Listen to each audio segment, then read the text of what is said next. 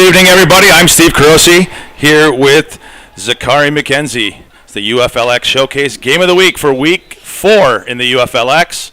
It's the visiting Tampa Bay Tigers against the home team, the Florida Wave. We'll be going from left to right. The Tigers will be receiving the opening kickoff. The Wave will be wearing the black jerseys and light blue pants. The Tigers will be in white jerseys and light blue pants.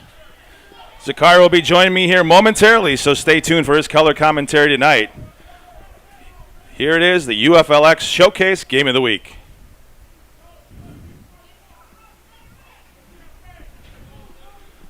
And that's a deep kickoff over to the left side. Great return, and he was run out of bounds. Let's see if we get a number on that return, man. That was a nice return on the right side. Looks like number 24.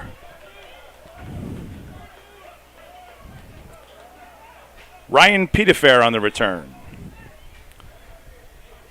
So here we are. It's Campbell Park in St. Petersburg, Florida. Just beyond the far side of the field is good old Tropicana Field here in St. Pete. It's a beautiful night. We'll have Zachary give us a game conditions update as soon as he's on with us.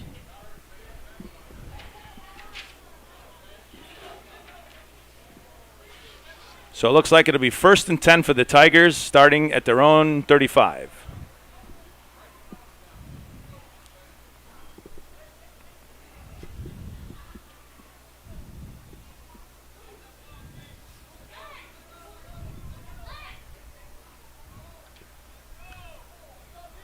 The Tigers break the huddle.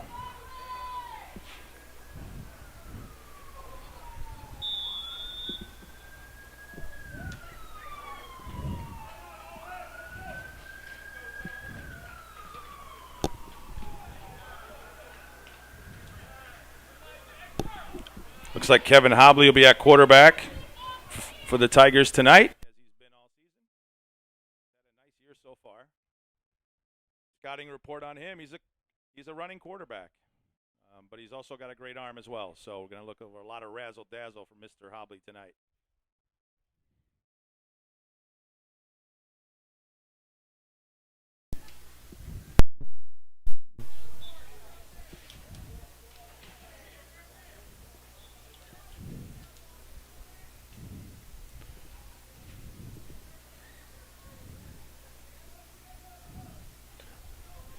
Hobley in the shotgun, running back, 2 receivers left.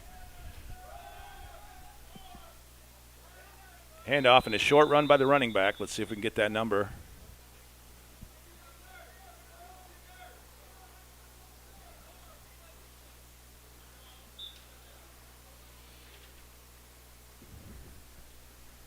Short gain, pick up of about 4 on that play. Bring up 2nd and 6. Clock moving, 14:26, first quarter.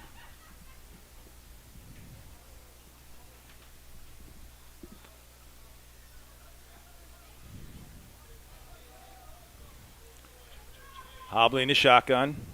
The Tigers go spread with 1 running back to Hobley's left. Hobley takes the snap, drops, looks, throws deep, left side. He's got a receiver up, and he made the catch. Beautiful catch on the far side. What number we got over there? It's a beautiful catch on the far side, and that'll be a first down for the Tigers.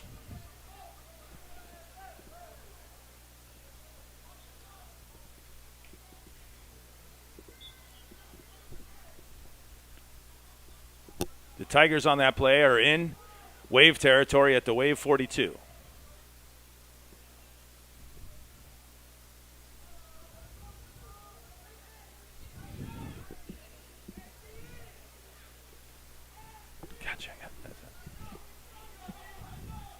The Tigers break the huddle. 2 receivers left for the Tigers, 1 right, 1 running back. Hobley takes the snap, drops, steps up in the pocket. He's trying to make some moves. He dances outside. He's looking down the field. He turns the corner, and he'll run out of bounds right near the line of scrimmage.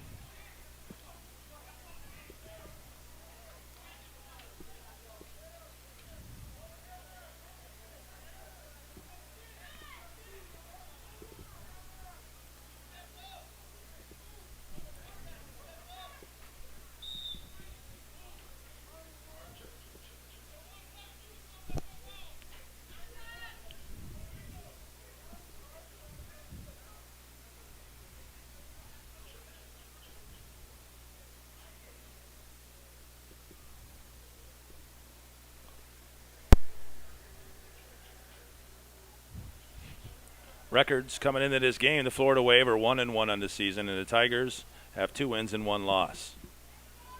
The Tigers break the huddle. Trips left for the Tigers. Hobley takes the snap, drops, he looks, he's under pressure, dumps it off right side, and it was a little low, incomplete.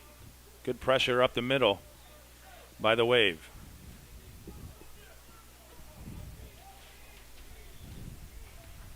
And that's going to bring up 3rd down.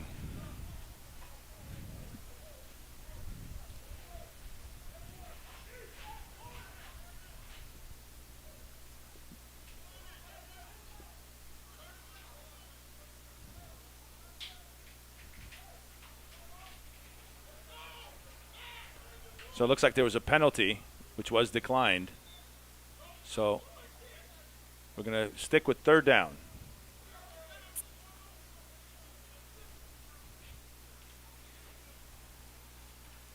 Ball spotted at the Wave 43. Tigers go spread. 1 running back to Hobley's left. Hobley drops back, steps up. He's looking. He throws deep down the right side. He's got a man, and incomplete. Good coverage by the Wave on the far side, on the near side. And that will bring up 4th down.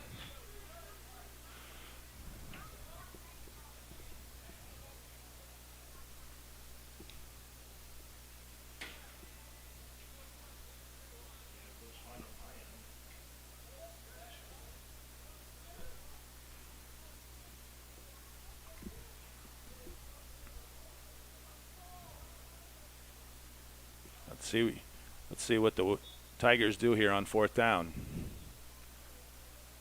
Looks like the offense stays on the field. So they're going to go for it on 4th and 11.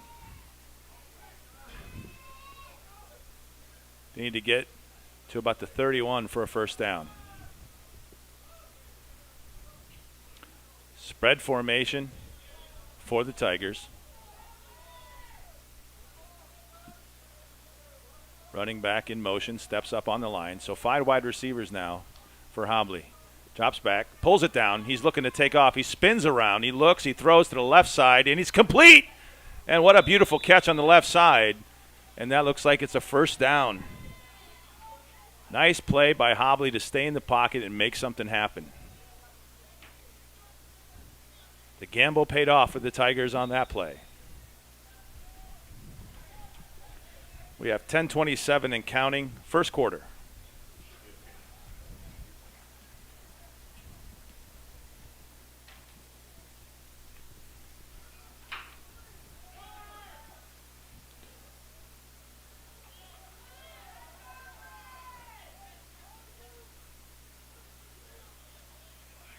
So snapped his ball around the 28-yard line. Correction, 26. Hobley takes the snap, hands off to the running back, up the middle. He gets hit, and he goes down. Picks up about 5.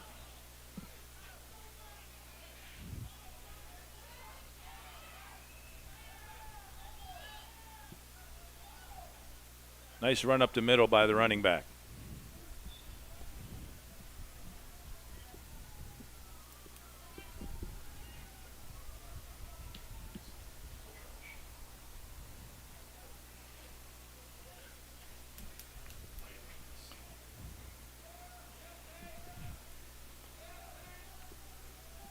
The Tigers break the huddle. Here on second down. Spread formation for the Tigers. One running back behind Hobley. Toss left, and it's batted up and intercepted by the Wave. What a play to bat that ball up in the air. Let's see who that was. They're all excited with that big play made by the Wave.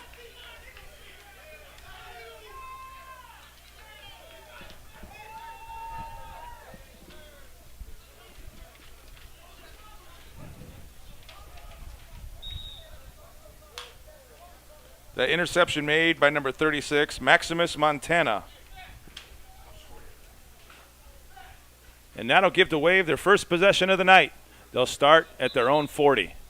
We have an official timeout. Oh, nope, they were signaling up here to the booth. And we're playing football. Wave come out. They have new uniforms tonight. They're wearing the black jerseys and light blue pants, gold helmets.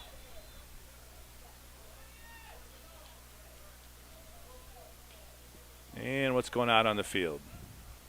Looks like they're moving the ball up.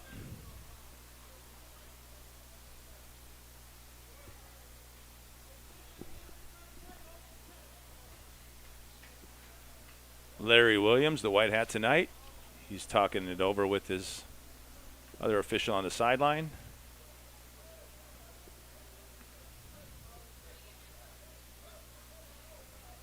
It's going to cost 5 yards to the Tigers defense. So it'll be 1st and 5. Quarterback takes the snap, handoff, run up the middle, and not much there. Oh, that's a loose football. And it's picked up. Who's that picked up by? And it's going to be Tigers football. And just like that, the Wave fumbled the ball, and it's back to the Tigers. 8:20 left, first quarter here from St. Pete.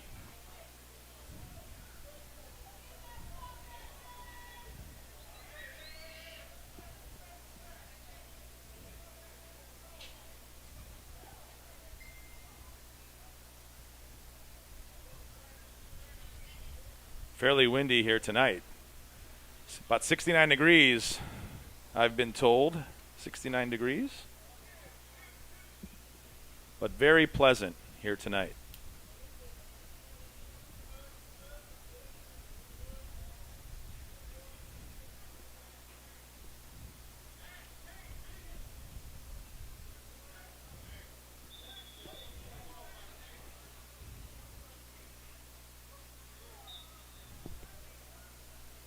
.820 left, first quarter.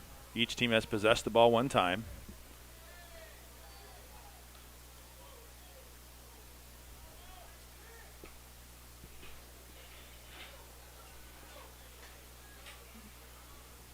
Pretty important game for both teams, as they both have one loss on the season, looking to keep moving here in 2026. The Tigers break the huddle. They're going again in a spread formation. Hobley takes a snap, drops back, steps up. He's dancing around. He spins around. He dances, and he goes down. He's got great footwork, but sometimes those things happen. Big loss on the play.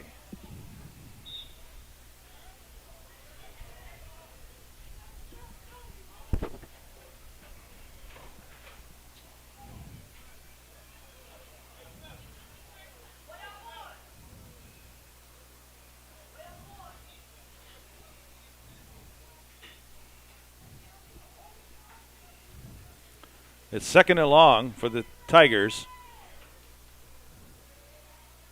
They're all the way back at their own 40.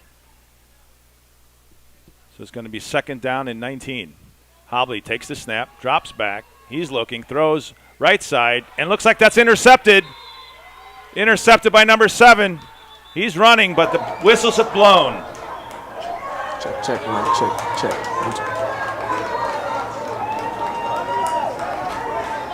Interception by number 7. I think that's Samuel Brown, Steve. That was a great call. Oh, we got Sakari. I finally arrived. That's it. You arrived. Did you drop down in a helicopter to get here or what? Yeah, the helicopter was late, so I'm sorry, but I'm finally here. I'm finally here. Dropped down right in time for that interception, though. That was a great play. Amazing play. Quarterback tried to just maybe do a little too much. Good play there by like number 7, Samuel Brown, to make a play on that ball. So far, 3 possessions, 2 turnovers. Seems like we're in for a very good defensive battle between these two teams.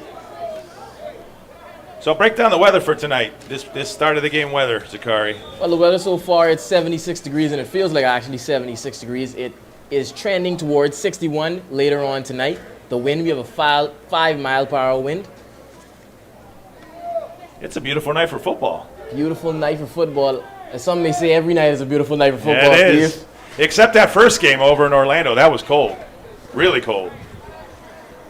They had 50-mile-an-hour winds in that kickoff classic for the UFLX. I'm sure there was a lot of running the ball. A lot of running the ball. A lot of running the ball. All right, quarterback takes the snap, drops back, throws, left side, incomplete.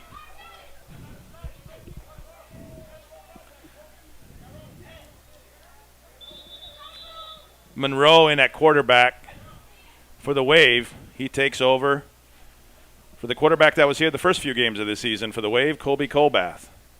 He's now over at the Highlanders.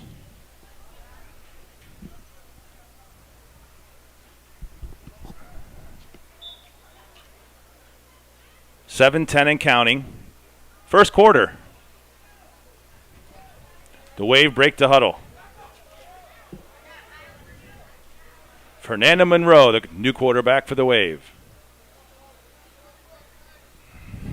Wave go trips left. One running back.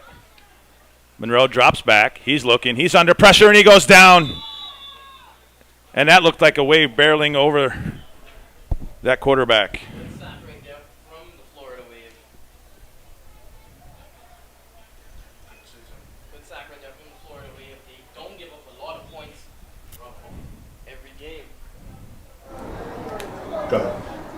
Florida, we have a very good defensive team. They've only given up so far 15 points this season.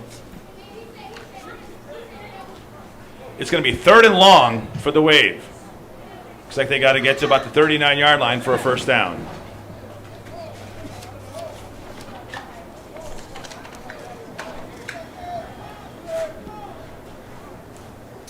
Monroe takes the snap, drops, looks, throws over the middle and incomplete.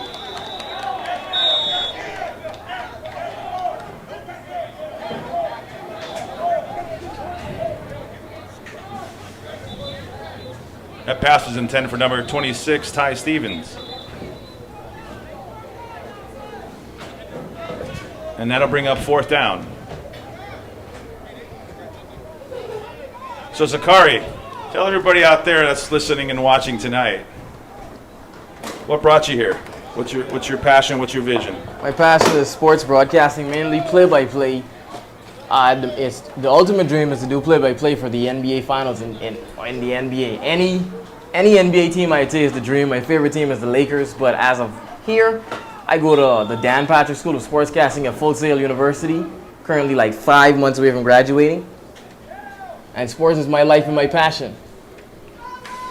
Ball drops back. Wave are gonna punt the football. Delayed punt, and that ball's gonna hit the turf and down. Go ahead, Zakari. See, sports in my life is my passion. When I graduate, I plan hopefully maybe I'll get a job in news, doing like being a sports reporter for news, do local play-by-play, and then eventually work my way up through college and get to the NBA. So you got to get to the point, right, when you're watching the game and you're like, bang, puts it in, right? Well, when I get to that point, right? Then I know I've made it, Steve. Bang, puts it in. That's the dream right there. There you go. So the Tigers will get pinned deep in their own territory. Looks like they'll start right around their own 20.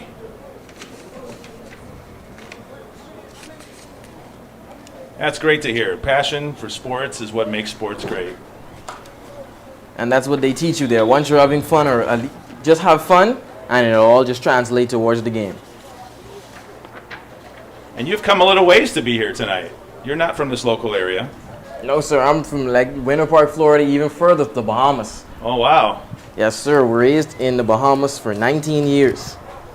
So you're not a stranger to sunshine? Not at all. In fact, when it was cold like a month ago, that was the really strange part. freezing cold. I can't take the cold at all, Steve. Looks like a run up the middle there by the Tigers. It's really hard to see those numbers on the Tigers uniforms. Is that 22, it looks like? It looks like, yeah, number 22. I think it's hard to see because of it's scrunched up on the back. Right. The Waves uniform looks really nice in good contrast. Those numbers really pop on those black uniforms.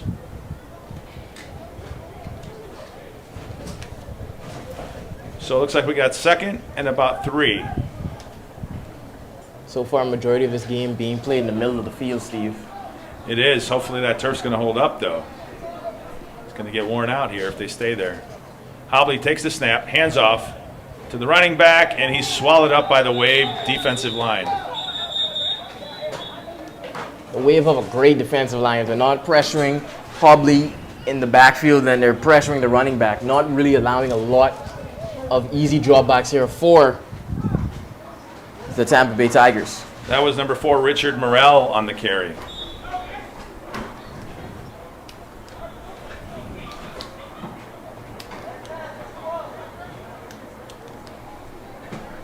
Looks like we got somebody watching the game from just outside the fence there. The white SUV. That'll bring up 3rd down for the Tigers. Looks like 3rd and about 7. Yard to gain is just beyond the 30. Hobley to shotgun. Tigers in a spread formation. Hobley takes the snap. He looks. He's dancing around. He steps up. And that pocket collapses, and down he goes.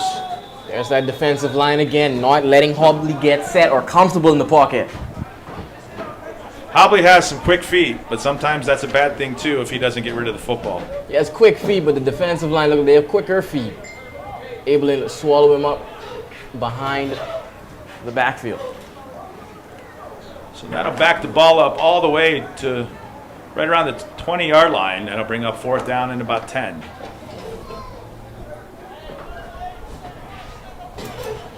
.242 and counting first quarter here in St. Pete. It's the Tampa Bay Tigers at the Florida Wave on this Sunday night UFLX Showcase Game of the Week. Punt team is out there for the Tigers. There's the snap. Punt is off. It's a low punt.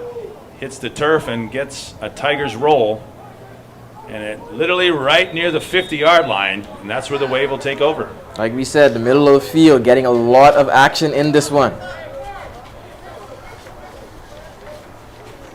Go over to the fridge and get a cold beverage and come back and check out the Wave on this next possession. Scoreless here in St. Pete.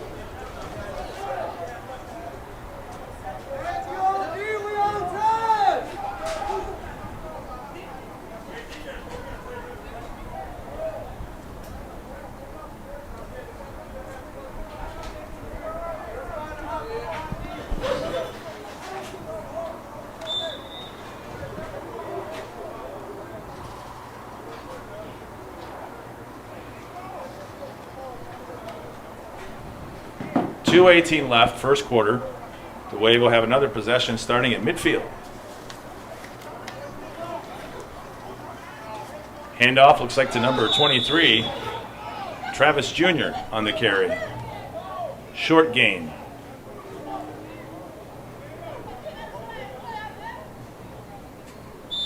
Steve, the way this game is panning out, seems to be the first team to score. It's gonna either win or have a big majority going in for the rest of this one. Well, it looks like they're testing each other out here in the first quarter to see what each team's got.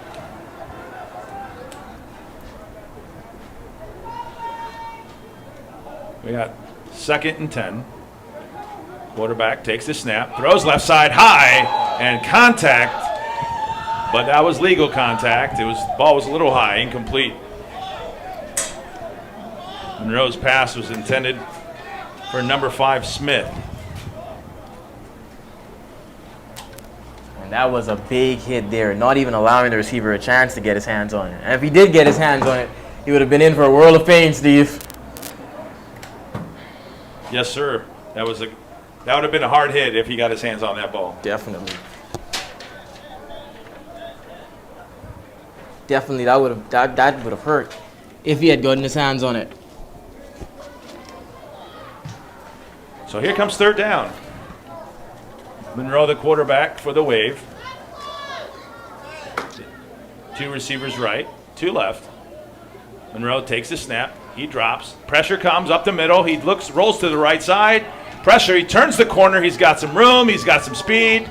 And he makes contact with the chains. And he's right at the sticks. And looks like the officials are signaling first down. And he is quick. He got away from every single defender there, especially number 44, Kente Goldston of the Tampa Bay Tigers. He tried to chase him down, but he just hurriedly ran out of bounds. It almost looked like he picked up speed when he turned that right side corner.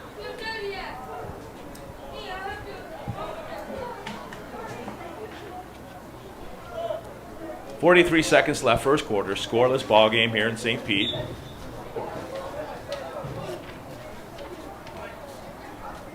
Tampa Bay Tigers on the left. They have the white jerseys, blue pants, and light blue helmet. The Florida Wave will have the gold helmet, black jerseys, and light blue pants. Oh, I guess they marked them short, so it's going to be fourth down and a long one. We'll call it 2 yards. 2 running backs. Monroe takes the snap, fakes the handoff, throws high to the right side, and right there, the Tigers are there, and it looks like it's a loose football.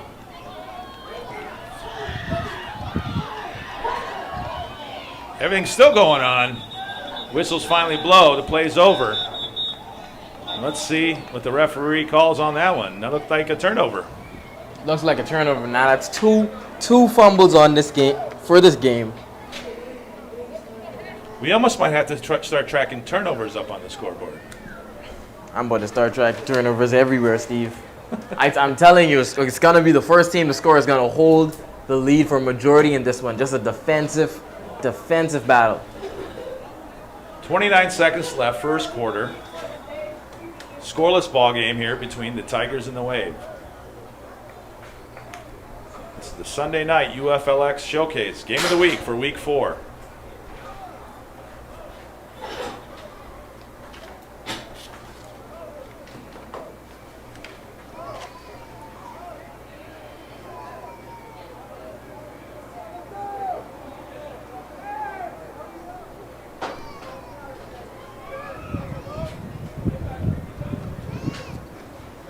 Tigers will have the football, looks like just into Wave territory. See, they're getting the line of scrimmage sorted out.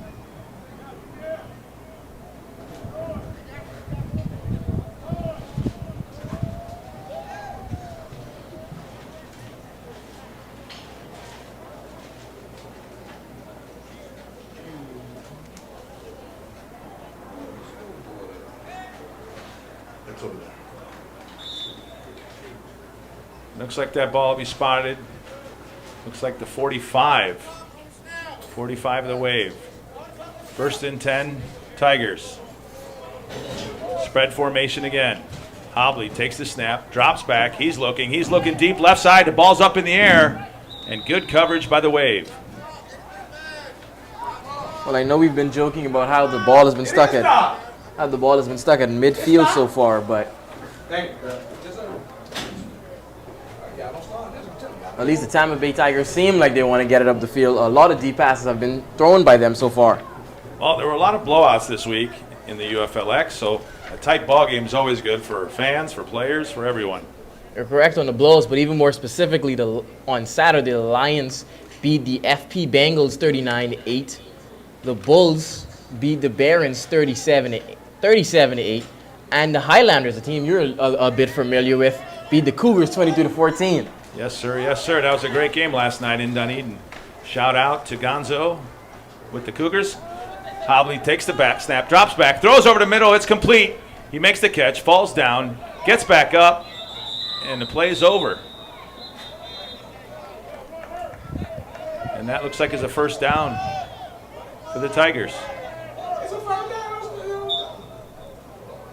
And it looks like that'll be the last play of the first quarter as we're under 10 seconds left.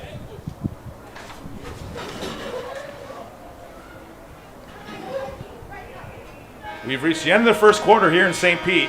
Scoreless between the Tigers and the Wave.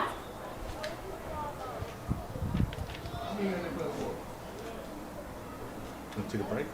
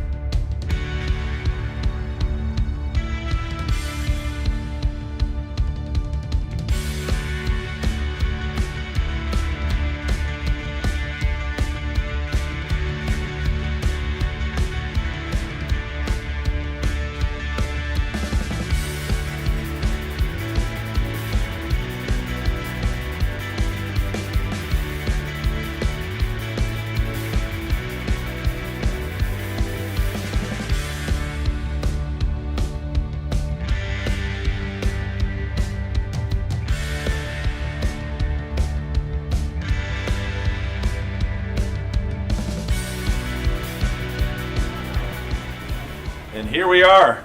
Don't mind that overlay. That'll get corrected here shortly. This is the Tigers in the Wave here in St. Pete. Second quarter about to begin. Scoreless.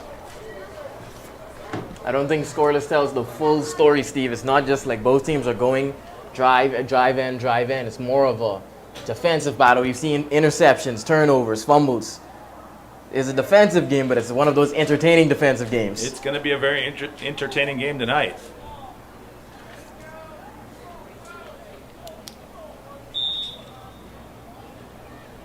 Kevin Hobley, the quarterback for the Tigers. He's in a shotgun, one running back. Spread formation. Handoff, and he runs into his own lineman and falls down. I think we can give that tackle credit to the offensive lineman.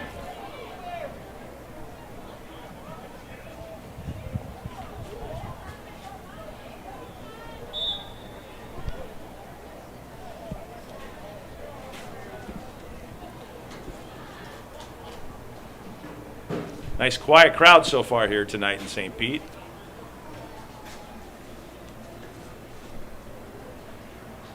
Just beyond the far side is Tropicana Field, home of the Tampa Bay Rays. We're here in Campbell Park in St. Petersburg, Florida. You much of a baseball fan, Steve? Yes, sir. Yes, sir. I come from the old days of... all right, Hobley takes a snap, drops back. He's under pressure. He spins around, and he's wrapped up by the Wave. And that's one of the sacks you're not going to know who to credit on that. Both of them took him down. Got to give half a sack for each of them. Number 34 and number 36 of the Florida Wave. So 34 is going to be Hall, and 36 is going to be Montana. We got holding against the Tigers. Let's see if they'll accept that penalty.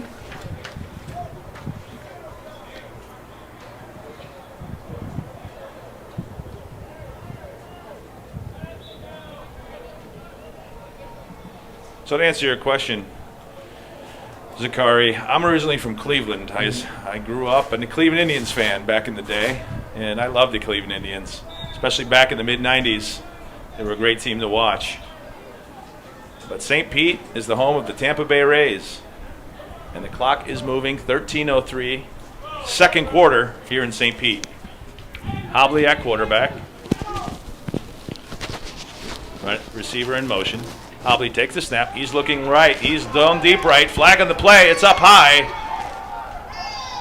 And incomplete, but there's a couple flags on the play.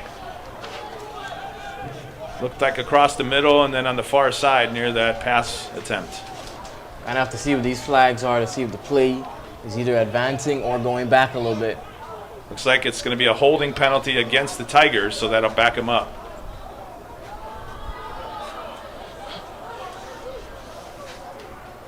The officials discussing the play. Larry Williams on the call. Holding against the Wave. Offsetting. Yes, sir. Offsetting penalties on both teams, so they'll replay third down.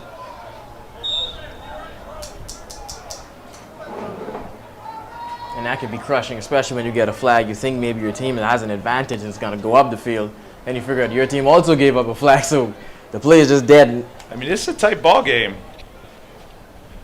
I mean, one turnover and then the other team matches it, then a penalty and the other team matches it. So it's going to be a tight contest all night. It's going to be 3rd and around 15. Ball spotted at the 38.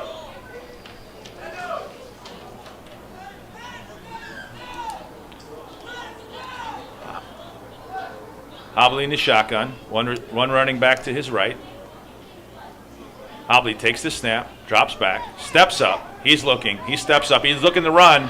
Looks to turn the corner. He's run out of bounds. And looks like it was number 2 to take him out of bounds. Hollins.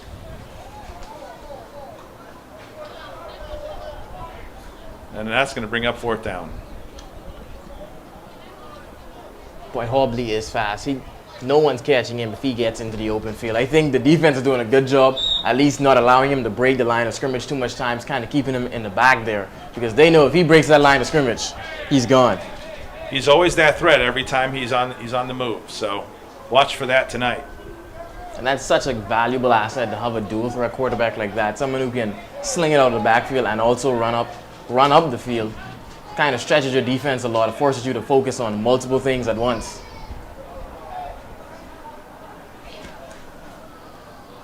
So it looks like it's about 4th and 13 here. And the offense stays on the field for the Tigers.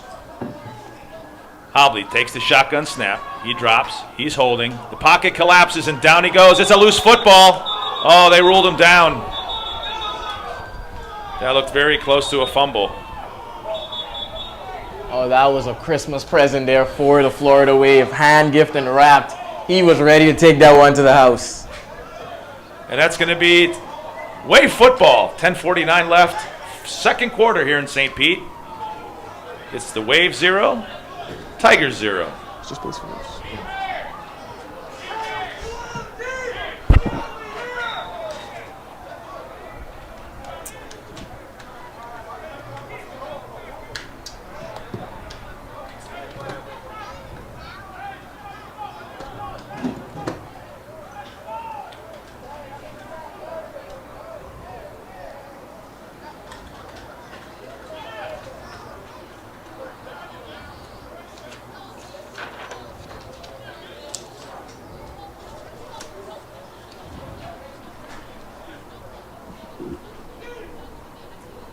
All right, here we are back to football action. That ball, guess where it is, Zakari? It's right on the 50. On the 50 again. Seems like that's the money yard or money area of the field so far in this game. Monroe takes the snap, hands off to the running back who runs right side. And the defense is there, and looks like that carries by number 22, Alderman. And there's a flag on the play.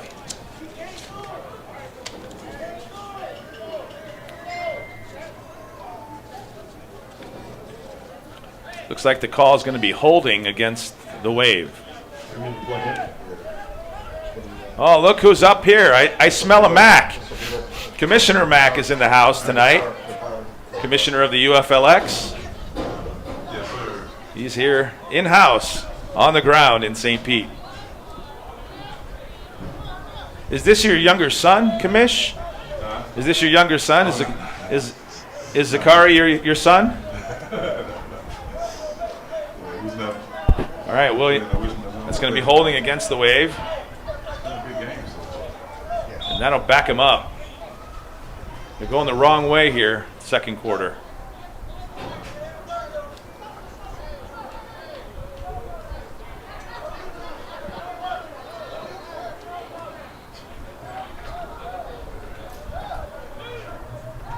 First down, ball will be snapped around the 35-yard line. Monroe takes the snap, looks left side, throws quick to the slant receiver, and incomplete. Tried to get that ball out very fast, just unfortunately before his receiver, number 8, could make the cut. Quez Ivory, number 8 for Florida Wave, couldn't make the cut. If they could have had that connection, he would have took it because there was no defender anywhere in the middle of the field. I think we've seen a lot of plays like that where it's like if that one person was in there, that one defensive stop, it had a chance to totally change this game and turn it on its head. So we have 2nd and long coming up for the Wave.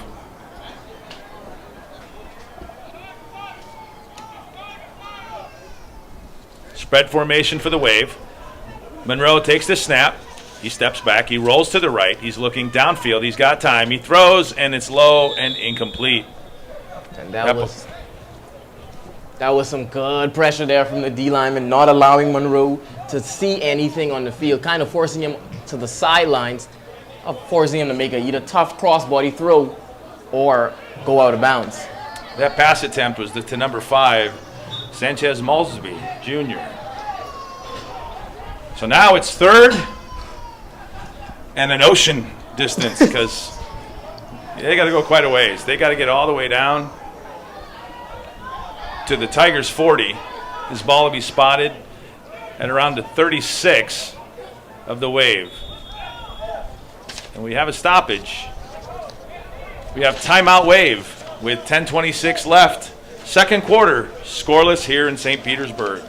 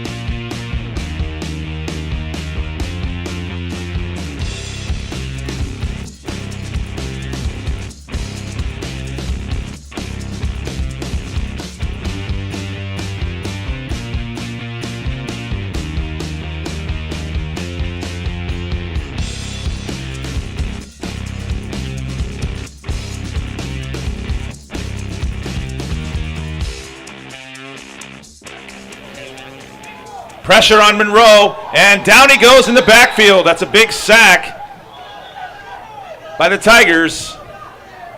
Once again, another great defensive play from the Tampa Bay Tigers.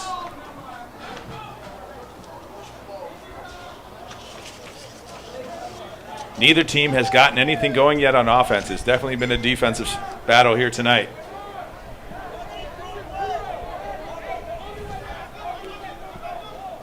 So that ball will be spotted at the 20. So this is going to be 4th and 40. 4th and 40 now for the Wave. The better term would almost be 4th and forever. That's how far it's going to take for them. 4th and Batman forever. Man. Good defensive stance there by the Tigers. That punter will be inside his own 10.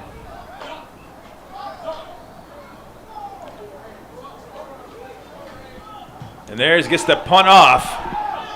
And it hits, and it takes a Tigers bounce. That's going to be great field position for the Tigers right around the 40-yard line of the Wave. Well, Steve, we're making progress in this game now. Instead of the 50, they're at the 40. Good call, good call, we're moving. Yes, sir.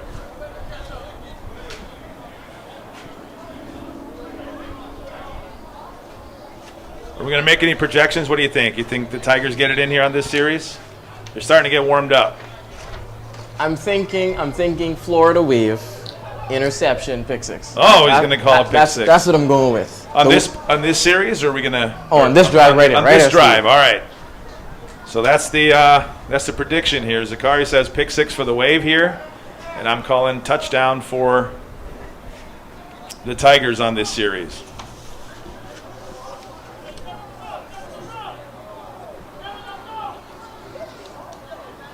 First and 10 Tigers. Hobley takes the snap. He drops. He's got pressure backside, and down he goes. He throws it away.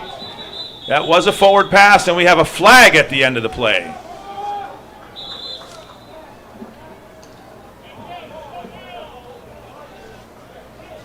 Oh, and that's going to be a personal foul penalty against the Tigers.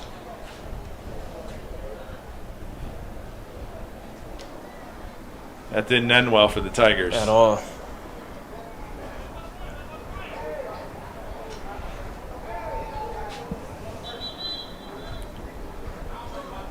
I think these are just two very star-studded D-lines going up against each other. pressure constantly in the backfield. Quarterbacks constantly have to get out the pocket, break the play, and just try to create something. Good job here for the defensive line coach of both teams. 9 minutes and counting here, second quarter, scoreless. It's the Tampa Bay Tigers at the Florida Wave. Looks like the ball be spotted at about the 47-yard line. Tigers second and long. Hobley takes the snap, hands off quickly. They're running back on the right side. He's moving. He cuts outside. He's got some more room. And a big pickup on that play. Great cutting by the running back. Now that right there is what you call vision, Steve. Made a cut right, made a man miss, then cut back left, took it to the sideline. Great vision there from the running back. That was a great play to help out the Tigers offense. And they're back to where they're down to the 30-yard line of the Wave.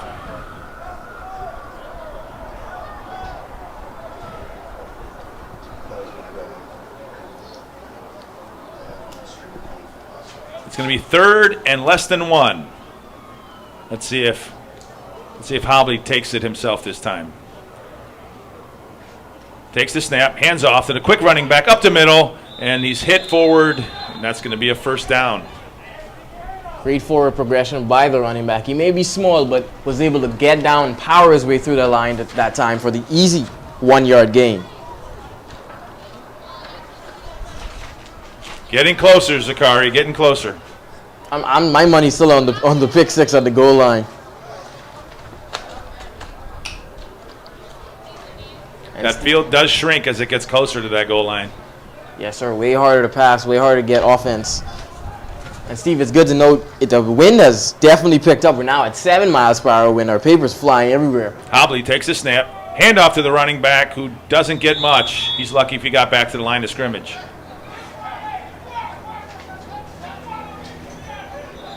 The defensive line now finally taking a stand against this Tampa Bay Tigers offense. 6:56 and counting, second quarter.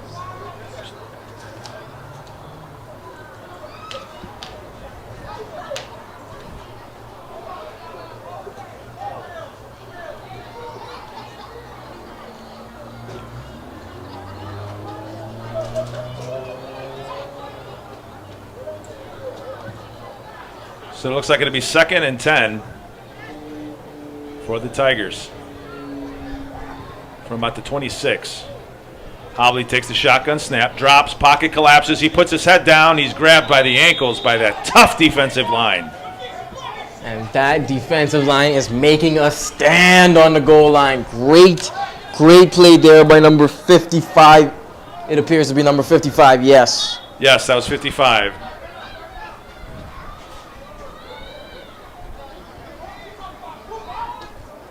And that's going to bring up a 3rd and long for the Tigers. And I credited the Tigers defensive line coach earlier, but I think it's rightful we say their name, Steve. Rufus Norton, defensive line coach for the Florida Wave, excuse me. They definitely deserve some credit for the work they've done in this one. 5:36 and counting, second quarter. It'll be 3rd and long for the Tigers.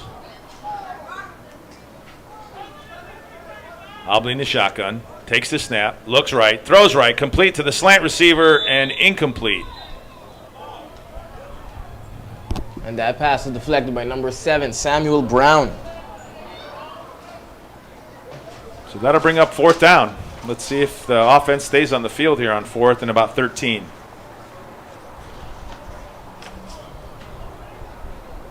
.521 left, second quarter.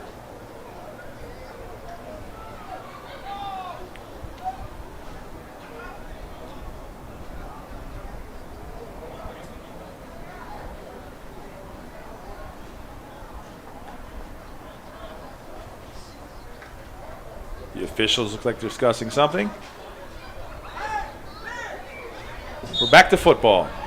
Tigers break the huddle.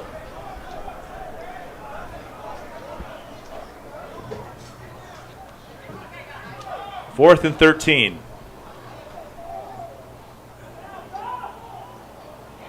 Hobley in the shotgun. Trips left for the Wave. Correction, for the Tigers. Hobley steps up. He throws it up high, flagging the play, and it's a great catch inside the 10. But there's a flag on the play. Let's see what that flag is. And Hobley, a little Patrick Mahomes action, running out the pocket, almost off his back foot, threw a beautiful dime in the back of the end zone.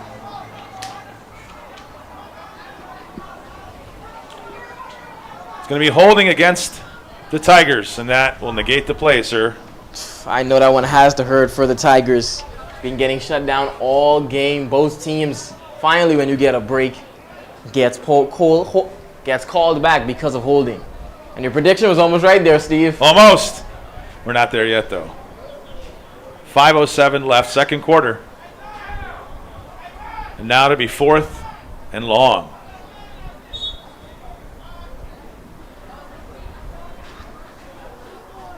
Zakari, any wonder why the Tigers aren't punting here to try to pin the Wave deep? Because the reason they're not punting is because if I have a quarterback like Kevin Hobley in my backfield behind center, you're definitely go for it here. Because if you don't get it, the Wave aren't in very good field position, and we've seen how both teams have kind of struggled to move the ball. Looks like the first down is right around the 15-yard line. This ball be snapped from, it looks like, the 40. Hobley takes the high snap, brings it down, looks, pocket collapses, and down goes Hobley. And what about it, Steve? We've been talking about that defensive line all game. Looks like that was number 6, Victor Rentas, on the sack.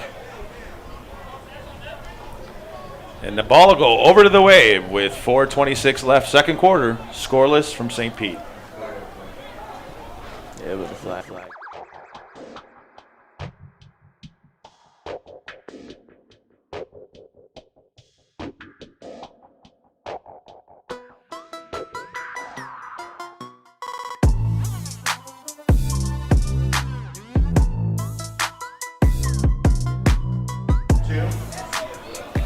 So that was premature excitement. It was a defensive hold against the Wave, so that'll be a 10-yard penalty, and the Tigers will get to redo 4th down.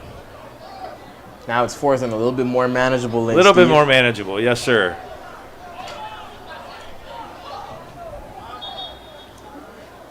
Still a long ways away, though.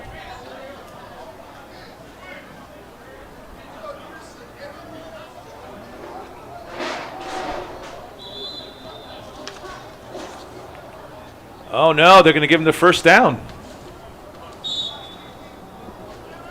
So what a break. What a break for the Tigers. I was about to say the 4th and long became a 4th and manageable. Now it's a first down. How the tides have turned for the Florida Wave. And that ball is right around the 29-yard line. 1st and 10, Tigers. Hobley takes a snap, hands off to the running back who gets hit, and down he goes right away. Not much there.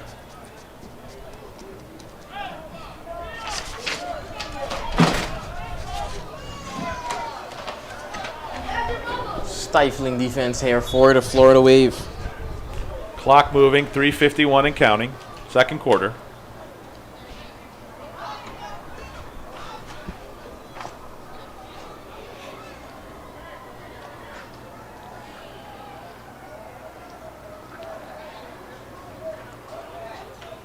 Tigers break the huddle. They'll go trips left.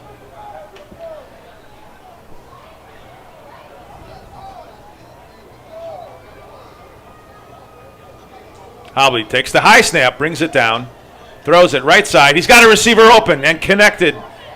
And then that receiver will try to make a play, and he's out of bounds right near the 11-yard line. Steve, so much happened on that play just now. Hobley took the high snap, like you mentioned, almost fumbled it. Offensive line person's helmet went down, and then the amazing catch from the wide receiver. One juke put number 7, Samuel Brown, on the floor. And that's going to be a first down around the 12-yard line. And the Tigers are in business. What an explosive possession there from the Tampa Bay Tigers. You can see why they've scored 94 points so far in the season. That's through 3 games, so they've been putting up points for sure. So I'm sure this is almost like a weird thing for them to go almost into halftime 0-0. Hobley takes a snap, fakes the handoff, keeps it, runs it left side. He's got room. He's slashing over, and he's tackled. But a nice pickup there for Hobley. Good running again from this quarterback just before he reached the goal line. That might have been the last play before the 2-minute warning. We got 2:12 accounting, second quarter. Clock will stop at the 2-minute mark. We are playing NFL rules, even though they're using a college football. Only variation is the dynamic kickoff is not in play. So that's a timeout. Timeout for the Tigers with 2:02 to go, second quarter, scoreless ball game.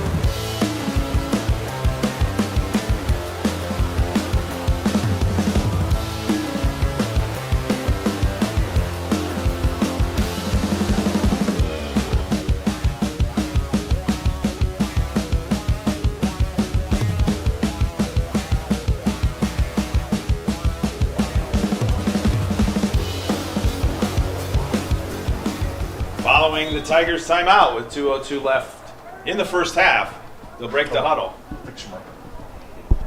They'll break the huddle. 2nd and 6. Hobley takes the snap, hand out to the running back. He's up the middle, he's in! But there's a flag on the play. Let's see what the call is. Florida Wave are praying that it's on the Tampa Bay Tigers, and they didn't just give up a touchdown there. And it is. It's going to be holding on the Tigers. That'll take 6 off the board. And the prayer is answered.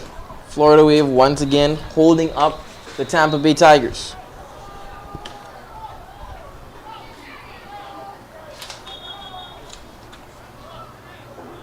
And we've reached the 2-minute warning here in the first half. We got a scoreless ball game between the Tampa Bay Tigers and the Florida Wave.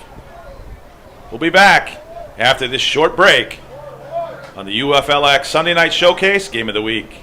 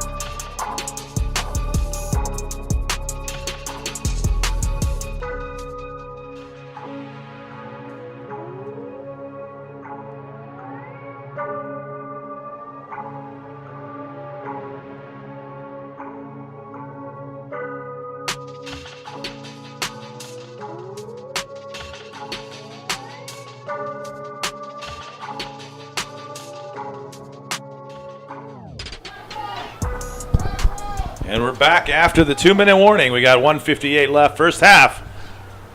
It's been a defensive battle all night, but the Tigers are driving. Steve, at this point, I think defensive battle is a bit of an understatement by the amount of fumbles, interceptions, and turnovers we've had in this game. It'll be 2nd and 15 for the Tigers. Spread formation again. Hobley takes a shotgun snap. Drops, throws hard, left side, caught! Incomplete. Nearly caught.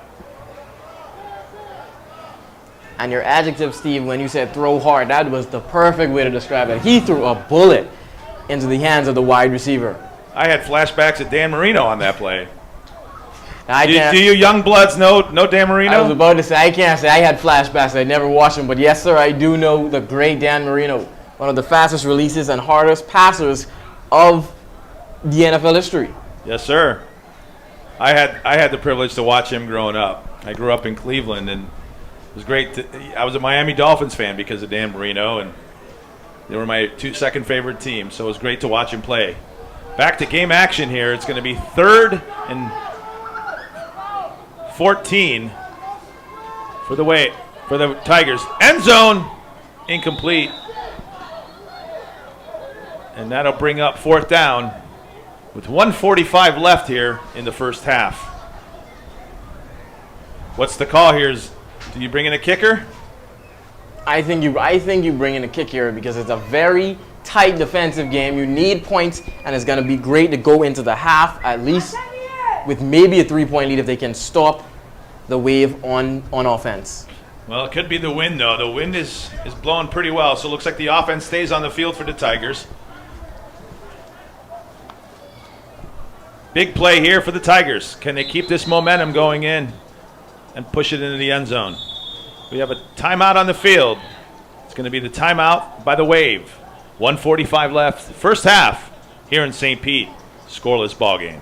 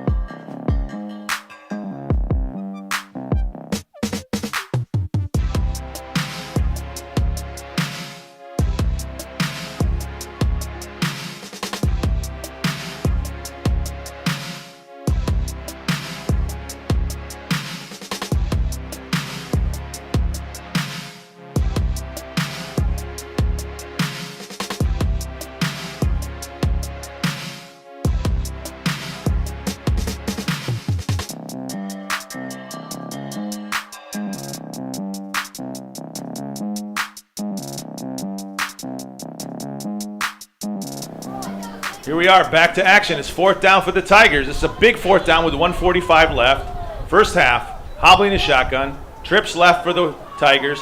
He's under pressure. He steps up, spins, and no, he's still on his feet. He's moving, and he throws it up. There he is! Oh my, what a catch! And touchdown! Wow! And Kevin Hobley. Steve, what did we just witness? Pure magic by Kevin Hobley. Breaking 2 sacks, avoiding defenders, keeping his eyes downfield to find the open receiver for the touchdown. There was no defender even near him. What a play by Kevin Hobley. And we have an injured player on the field for the Tigers. We'll be back after these few moments to St. Pete. The Tigers just took the lead.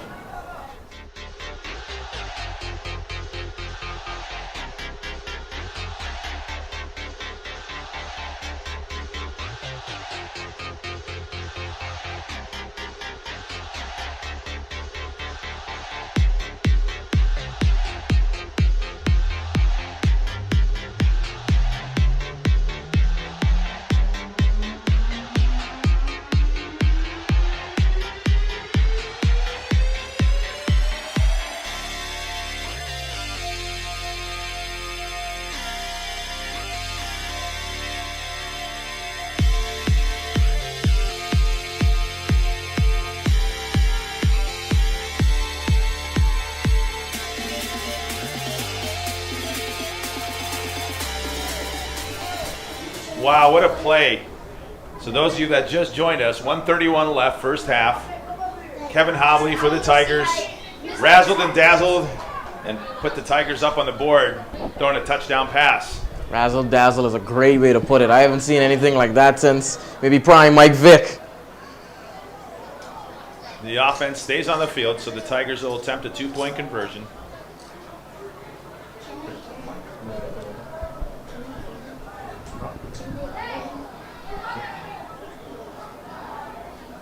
Untimed down. Handoff. No, it's a fake handoff. Quarterback keeps it himself. And what's the call? No good. He'll be tackled short. So with 1:31 left, first half, the Tigers are up 6-0 on the Wave.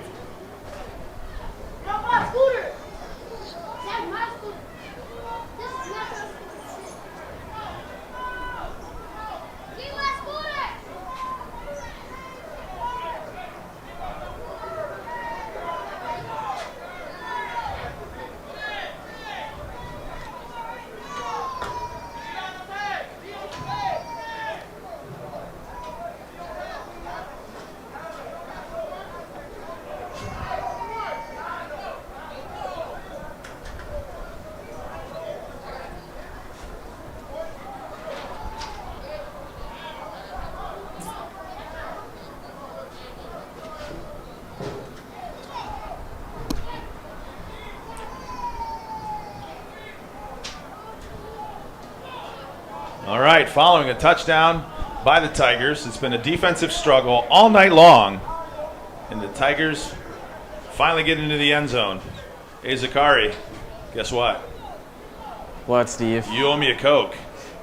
Oh, Remember? yeah, it was a throw-in touchdown. I was hoping that it was going to be a rushing touchdown so I could have found a loophole in there because you said passing touchdown. So we can debate it at least, right? We can debate it. But now we can't even debate it like you mentioned. Beautiful pass there by Kevin Hobley, quarterback for the Tampa Bay Tigers. So on a windy night, looks like there'll be someone holding this ball off the tee for the Tigers. 1:31 left, first half. First kickoff since the start of the game, Steve. Let's see what happens. And that's a good kick, deep, and that's going to bounce. Looks like near the end zone, picked up by the return man who runs around, and he's taken down. So not much there for the Wave return team. 1:22 left, first half. Tigers lead 6-0. Good special teams defense by the Tampa Bay Tigers to get him pinned back, to tackle him pinned back in his own area, the Florida Wave returner. Zakari, what do you think here? You think the Tigers are going to look to try to get some more points before the half from the defense? I was about to say, Steve, definitely blitz. See if you can either get maybe a safety or at least, like you said, cost a quick 4 and out, 3 and out, and get the ball back, get some offense. Very windy now as all our paper was getting blown around here in the press box. I was about to say, previously updated and said it was now up to 7 miles per hour. Let's see what it's up to now. Still 7 miles per hour.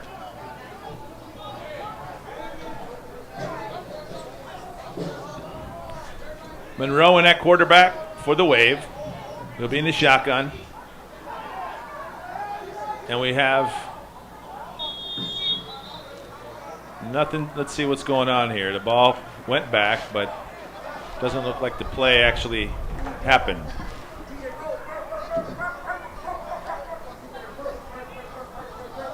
Looks like offsides against the Tigers. Looks like they got a little aggressive there, because it looks like they're bringing the house here. Almost like I said, get a blitz, see if you can try to get a safety maybe, force a quick 3 and out. So here go the Wave, down 6-0. Monroe, shotgun, takes the snap. He's looking. He rolls right. He's under pressure. Here come the Tigers. He turns the corner. He throws down the right. He's got a man. Oh, and off his fingertips. That was number 0, Booth. Nearly made a big play for the Wave. What a scramble there from Monroe.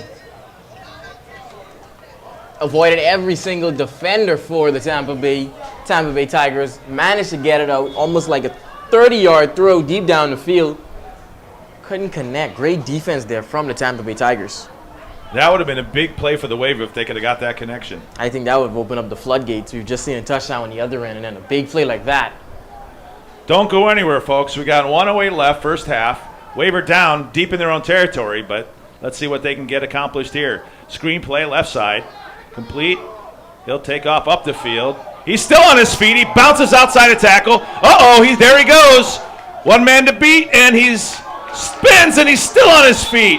And out of bounds with 53 seconds left in the first half.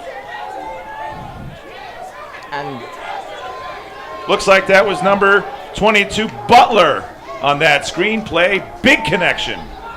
that was just great on the screenplay. Beautiful, well executed, exactly how a screenplay is supposed to go. Free up the defender. Easy free field up. Good running lanes. And looks like the officials have stopped the clock. I don't know, it looks like he got out of bounds on the far side. That would stop the clock per NFL rules. But the chains are taking their good old time to get reset.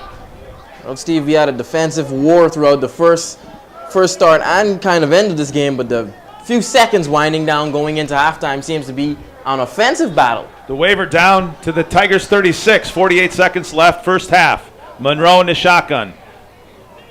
Takes the snap. He drops. He looks right side. He throws, and it's low and incomplete. Clock stops at 44 seconds.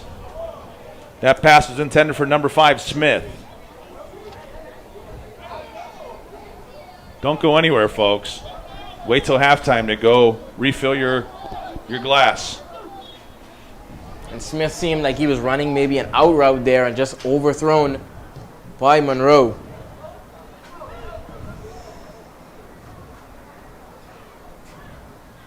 Second and 10 coming. Ball spotted right around the 36-yard line of the Tigers.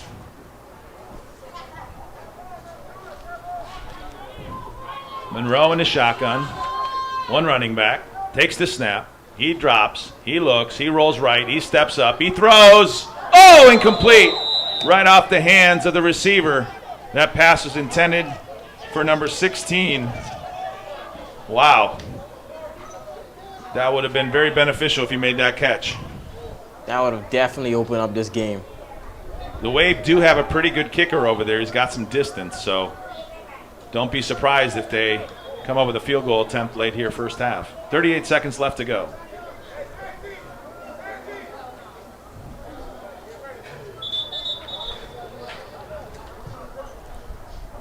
We got a timeout by the Tigers. 38 seconds left here first half. It's the Tigers 6, Wave 0 on the UFLX Showcase Game of the Week for Week 4.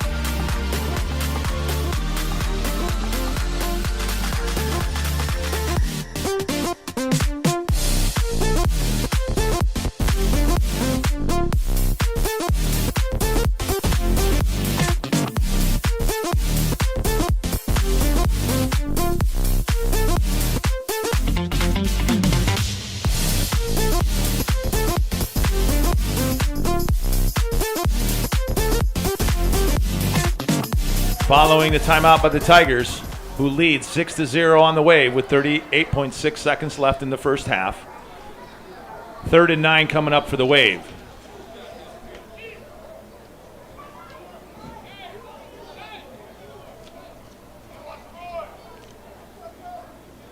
Monroe in the shotgun. He's got one running back behind him. Takes the snap, looks to hand off to the right side, and not much there.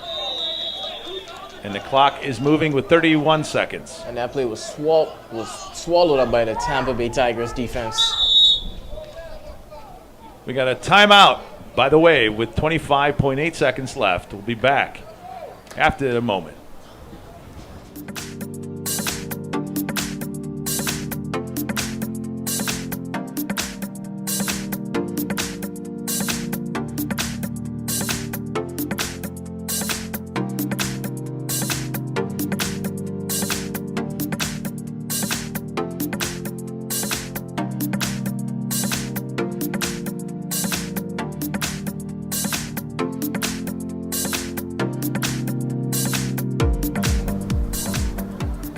following the timeout, 25.8 seconds left.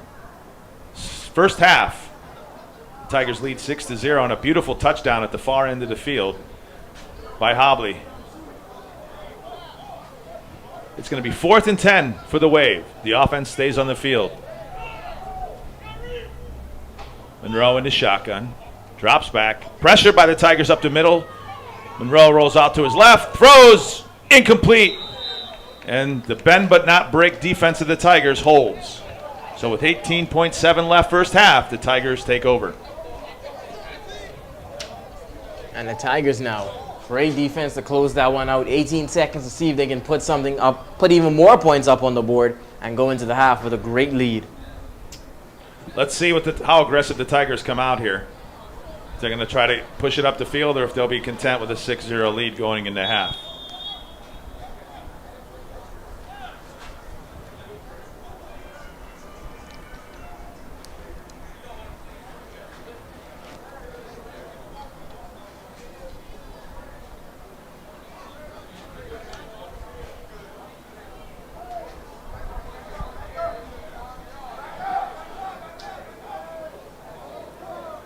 First and 10 Tigers, 18.7 left here in the first half. Hobley in the shotgun, spread formation for the Tigers. Hobley takes the snap, he drops, he looks to throw right, deep pass, he's got a man and just overshoots him. That ball had some zip. Definitely, Hobley seems like is someone who really can put some zip on the ball. And he had his receiver, like you said, just a little too much power on it, just overthrew him. That's where you want to miss, though. You don't want to miss short. 13.7 seconds left first half.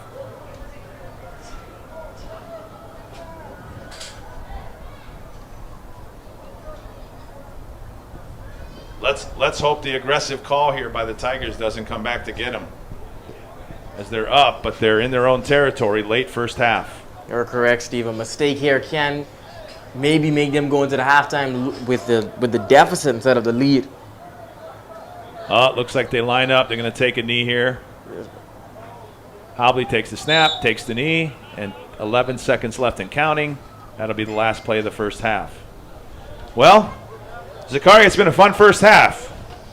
It's been a fun first half. If you're maybe a fan of the Steel Curtain Steelers or the back in the day Bears defense, this has been a great defensive game so far, Steve. So we'll be back in about 12 minutes halftime. So, gentlemen, go spend some time with your ladies. We'll be back in about 12 minutes for the Sunday night UFLX Showcase Game of the Week. The Tigers lead 6-0.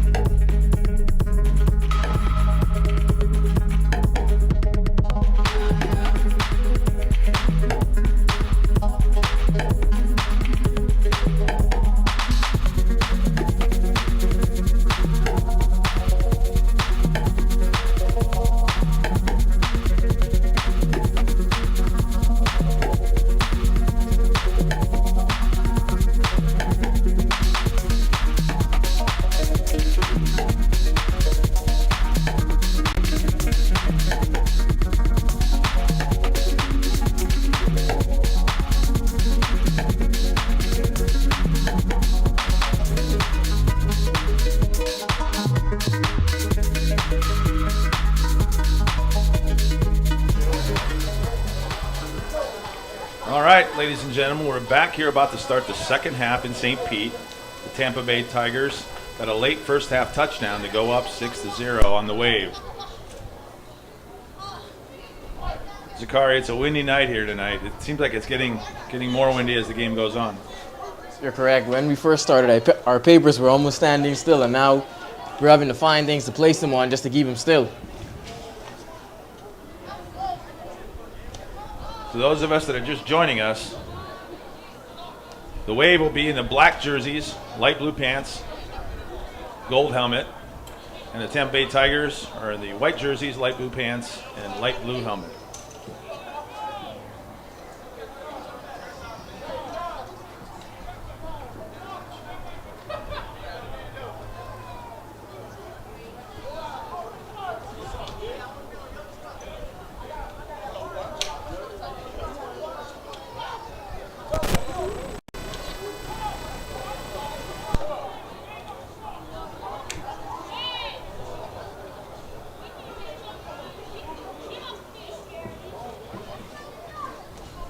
Well, it's a great first half, Zachary. Great first half. Like I said at the end, a great first half. If you like those hard defensive football battles, like we mentioned, a lot of fumbles, turnovers in this one. And then we got, like you said, razzle-dazzle at the end there with a touchdown from the quarterback. Great plays from both teams. So it looks like the Wave will receive the opening kickoff of the second half. The Wave have had some chances, though, but they couldn't sustain their drives. I agree with what you said. Both teams, I would say, have had their fair share of chances, but just great defense, both secondary and the defensive line, especially the defensive lines. Credit to the D-line coaches of both teams being able to shut down both quarterbacks to a reasonable degree. Thank you to the officials for picking up the yard markers on the far side. We'll have a Tiger player holding the ball off the tee due to the windy conditions. In the backdrop, you have Tropicana Field, and here we go. Short kickoff. Return looks like number 17 of the Wave on the return.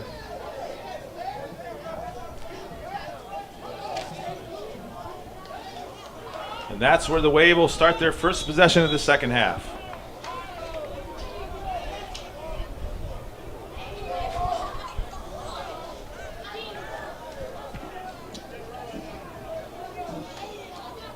Had a lot of rain here in the area a few days ago.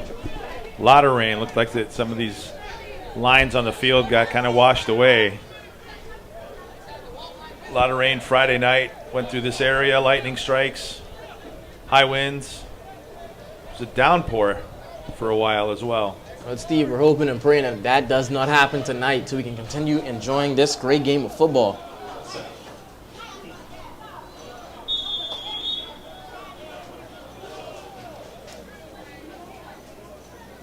So it looks like they'll start around their 44-yard line. The Wave down 6-0, early third quarter.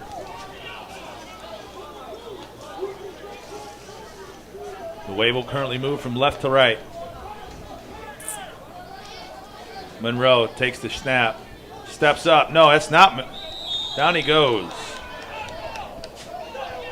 Good pressure up the middle by the defensive line for the Tigers. And the Tampa Bay Tigers defensive line back like they never left, bringing the same intensity they had in the first half over to the second half. Early offensive stop there. That'll back them up to around their own 39.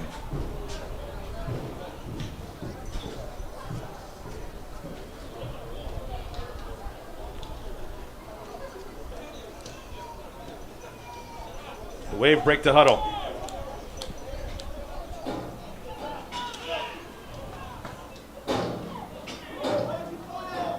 Two running backs set for the Wave. Monroe takes the snap. Handoff, right side, juggled, and not much there. Number 22, Alderman on the carry. And that was almost a very dangerous snap there for the Florida Wave. Like you mentioned, juggled a little bit. Looked like it maybe would have popped loose for a fumble.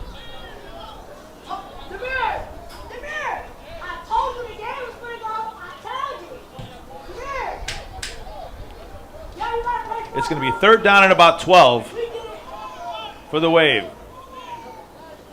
Monroe's checking his wrist coach to see what play they're going to go with here on 3rd and long. 2 running backs. Monroe takes the snap, fakes the handoff, rolls around to the right side, throws it sideline. Incomplete. And that'll bring up 4th down. And those are one of those plays that hurt because you did a whole lot just for an incomplete. Great pass rollout by Monroe, and even a better catch by the wide receiver, just incomplete. It just seems like the Wave offense can't get going tonight. You're correct. Nothing they've tried to do is seem to work. Can't really put together a reasonable drive. We got 13:09 in the 3rd quarter. The Tigers lead 6-0 here from downtown St. Pete.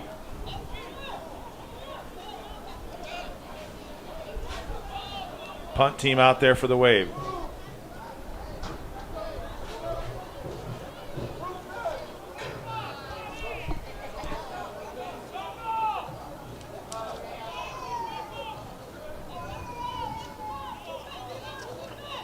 Looks like Tovar, the kicker, is also going to have punting duties tonight. Oh, that's a bad snap. The punter wasn't awake, and that ball is tipped, picked up by the defense, and he's in for 6. Oh, my.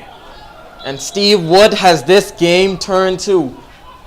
A messed up punt turns into an easy touchdown for the Tampa Bay Tigers. It just looks like the punter wasn't ready. The ball got snapped, and he wasn't even looking at the ball.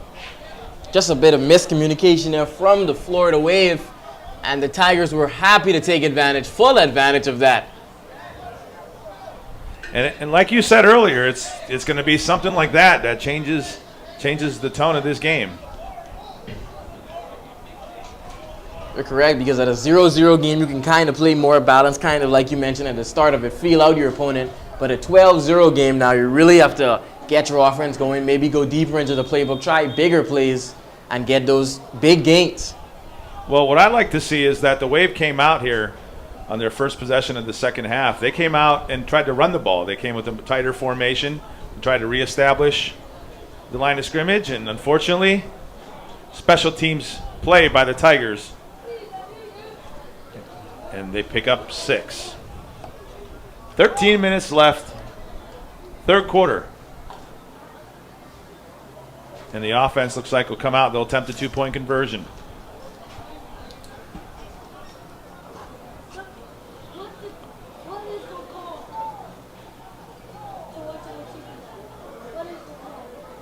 Hobley in the shotgun, takes the snap. He drops back. He rolls right, steps up, misses a tackle. Oh, end zone, and what a beautiful play. And the conversion is good. Wow. Yeah, Steve, we were kind of like doubting it in the start of the game, but you can see why this team has scored 94 points in 3 games. That averages to around 31 points a game. It's starting to become clear now. They have a great offense going by this Tampa Bay Tigers team. Well, Hobley's got the arm. He's got the legs. And if that offense can stay together, look out. The Tigers are going to make things happen. 13 minutes left, 3rd quarter. Tigers up 14-0 on the Florida Wave.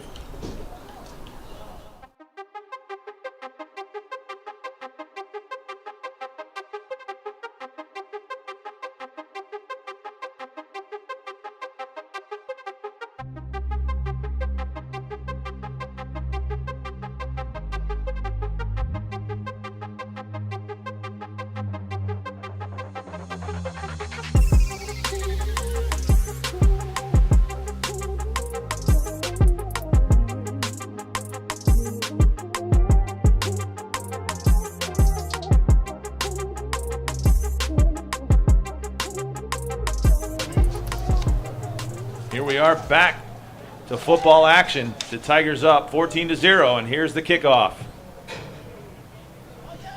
That ball will bounce, picked up by the return man on the right side. There he goes. He makes a spin move and goes down after a short return. Zakari, this tight game has kind of opened up a little bit. Yeah, we kind of talked about how if one score happened, then the floodgates would eventually just start to pour in. And it seems like for the Tampa Bay Tigers, the floodgates are surely pouring in. This is a very important drive for the Wave. They got to get something going on offense. Correct. Cannot go 3 and out here, or it will put your team in a bad spot.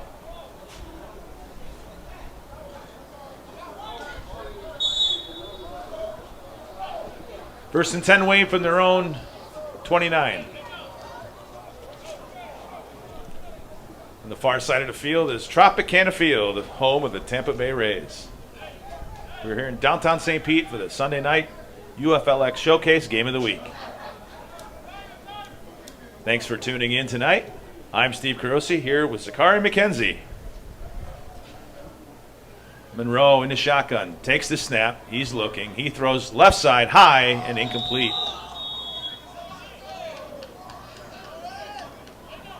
Monroe just overthrew his receiver there, number 26, just overthrew him.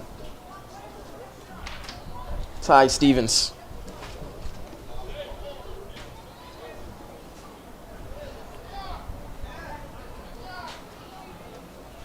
Here we go, second down and 10. From the 29-yard line.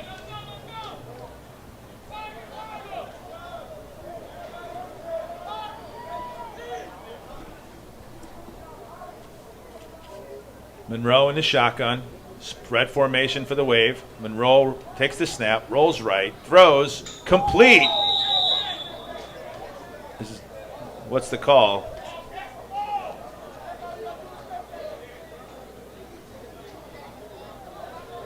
Looks like an incomplete pass. Incompletion call by the referee. Tigers still can't get a lot going. All right, look who came over with his, what is that? Grape flavored crush. It's Mac Magic, commissioner of the UFLX. Mac will be on with an interview at the end of the third quarter. So don't run too far away, commish.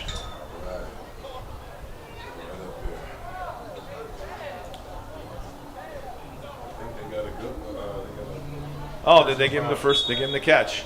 Nah, it was a penalty? Yeah, roughing the pass. Oh, looks like we got a penalty against the Tigers for roughing the quarterback.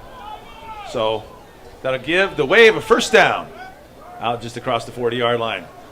Monroe takes the snap. He rolls right. He's under pressure. Throws right and incomplete. That pass is intended for number 22, Alderman.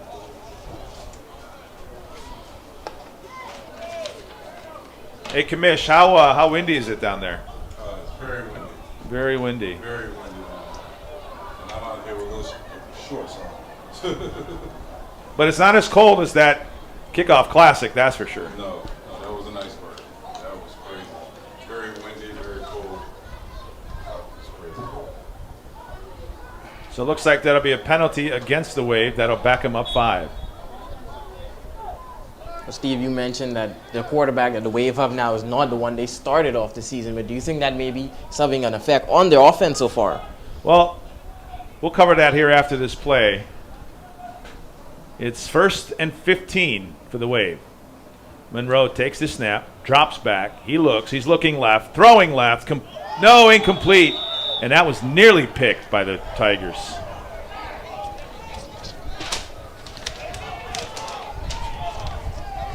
So this is the first start of the season for quarterback Monroe. Previous quarterback for the Wave was Colby Colbath. Colbath now over as one of the quarterbacks with the Dunedin Highlanders. So it does take time to get in sync on offense.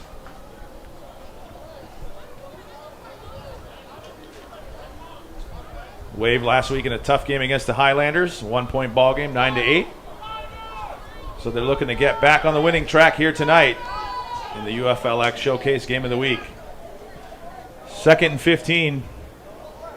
Monroe takes the snap. He steps back. He drops. He rolls right. Under pressure. There go the Tigers. He's under pressure and he gets it away. But let's see. No flag. That's going to be an incomplete pass. That was great awareness there from the quarterback, Monroe, not to go down easily. Kind of stay on his feet, and then once he noticed that nothing was open up, just threw it away before the defense could get the big sack. That was heavy pressure there by the Tigers defense. They've been sending heavy pressure all day. Monroe hasn't had a lot of time in the pocket to deliver the ball. 12:22 left, third quarter. Tigers up 14-0.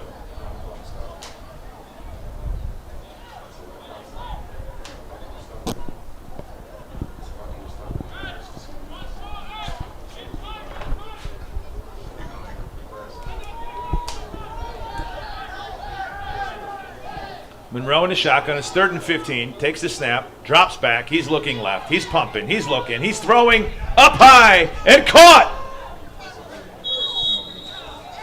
Complete to number 0. Looks like Squire Blakely on the reception, but there's a flag on the play. What'd you see on the backside of that play, Zakari? Pretty sure the referee is going to call a holding call on that one.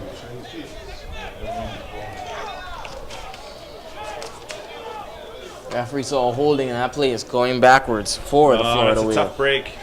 Tough break for the Wave. Anytime the Wave succeed, it's like they get a penalty or a flag called. That's the definition of 1 step forward, 2 steps back. Quite literally. That's a song, wasn't it? 1 step forward, 2 steps back. Mac, you know that song? 2 steps forward and 1 step back, or 1 step forward, 2 steps back. How's that go? Because opposites, Paul Abdul. Yeah. Opposites attract, right? Yeah. Us old guys know this. Young bloods, not there yet. I'm learning all the references today. That's it. And you know what? Funny, Paul Abdul was a cheerleader for the Lakers back in the 80s. That's it. She became a big pop hit, Paul Abdul. I'm gonna write that one down. Actually, I'm not going to give away any secrets, but I did have a crush on Paul Abdul back in the 80s, I have to say. Everyone did.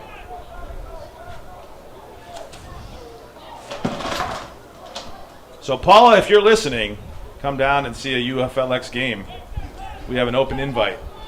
Come see the Dunedin Highlanders. You can sing.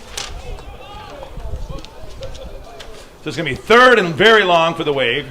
Monroe takes the shotgun snap. He drops. He's under pressure, and down he goes. And a flag at the end of the play.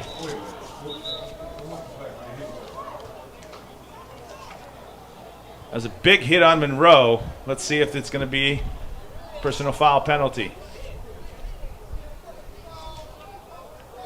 Yes, it is. Big break for the Wave on that one. And this time a call goes in the favor of the Wave.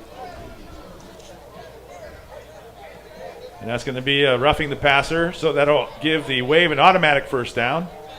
Tack on 15 yards to the end of that play. 11:41 left, third quarter. The Tigers lead 14-0 here at Campbell Park in St. Pete.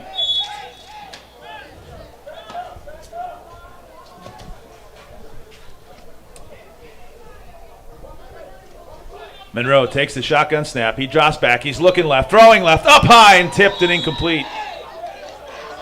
The Tigers are just in the right place at the right time.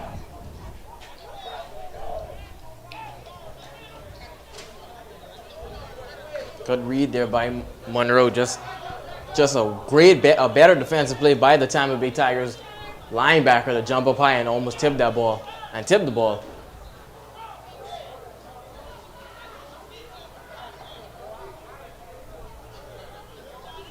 Florida Wave just struggling to get any offense going right now.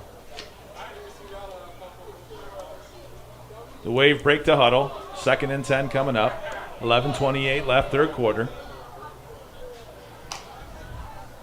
Not a lot of energy there on the Wave side of the ball. Monroe takes the shotgun snap. Looks to hand off to the running back. No, and here comes pressure for us. A loose football. It's a free ball. Picked up. No. Who's on it? And it's the Tigers. Wow, another big break for the Tigers defense. Speaking of breaks, that's something the Wave cannot catch. Penalty after penalty, and now a fumble by their quarterback picked up by the Tampa Bay Tigers. Well, don't go anywhere, folks. We're going to take a short break. We'll be back here, third quarter, 11:19 left. The Tigers lead 14-0.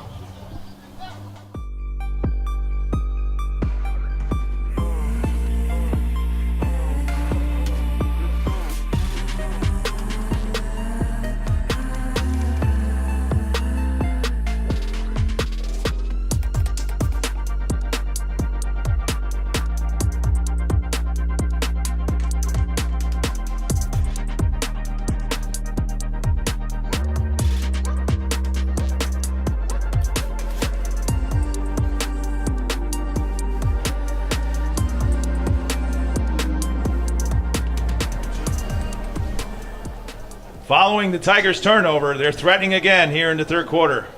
Hobley takes the high snap, hands it off to the left side. Running back's got some space. He's got some room on the left side. And he's down inside the 10-yard line. And the clock is moving. We talked about this earlier, Steve. Just a quick, shifty running back. Takes the ball, makes a lot of quick cuts, and has very great vision. Sees the hole and attacks the hole. And I hate to say it, but it's been all Tigers here tonight. You're correct. All Tigers so far.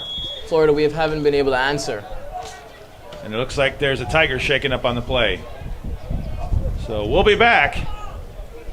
Third quarter, 10:45 left. The Tigers lead 14-0.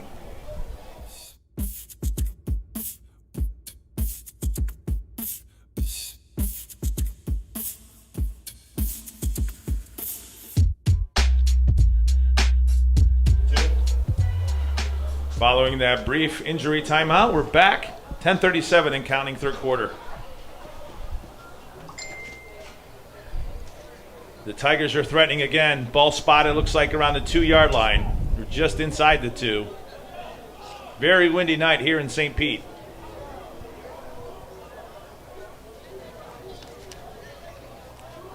What's the call here, Zakari? Well, if the Tigers, you're definitely going to do a RPO between the quarterback. There he goes. It's the tush push. And the call.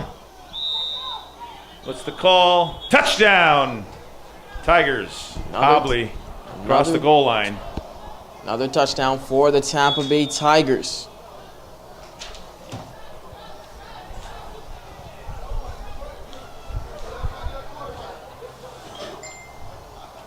And you look at body language. Look at the body language on the Wave side versus the Tiger side.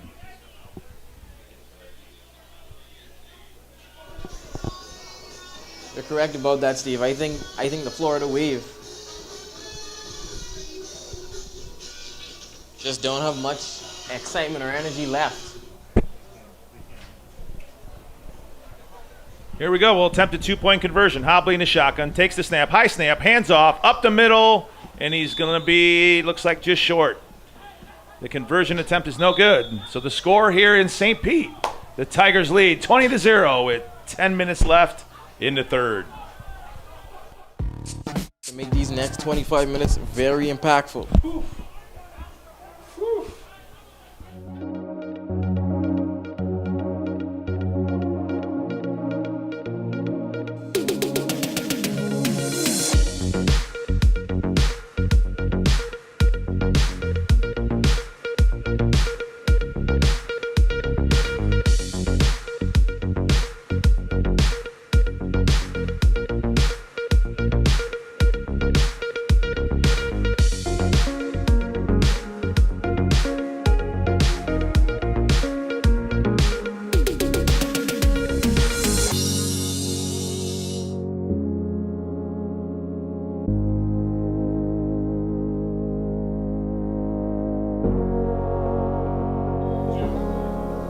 All right, ladies and gentlemen, we're back here. 10 minutes left, third quarter. The Tigers have opened up the floodgates as they've taken the lead 20-0 here on the Florida Wave.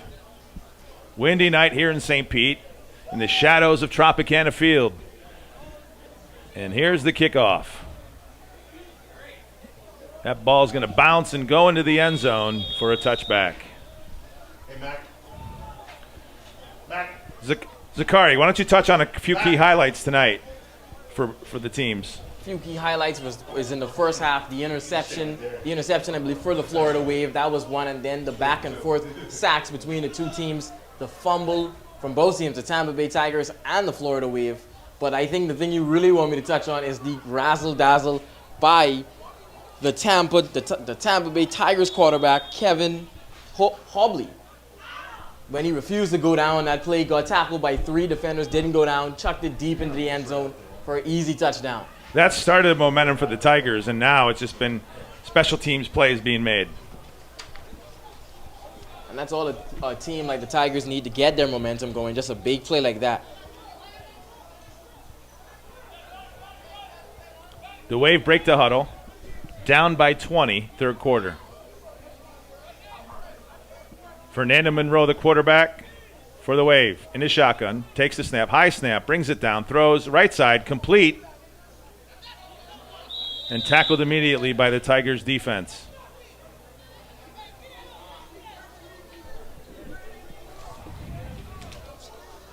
Looks like number 80, Stephen Ward on the reception. Correction, number 80, Antavius Henry for the Wave.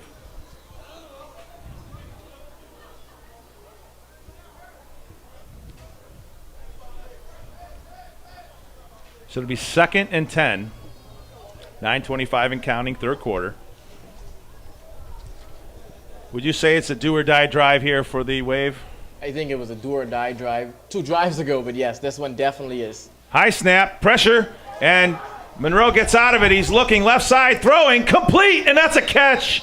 And out of bounds right away, but that's a big play for the Wave. That's the spark to keep it moving. And they must have heard us up here in the press box. See, one of the biggest players for the Wave tonight. Great roll-out pass by the quarterback. I mean, this game is all about momentum, and the Tigers have carried it most of this game, and they need to score here on this drive. I don't think there's any question about that. So that ball will be first down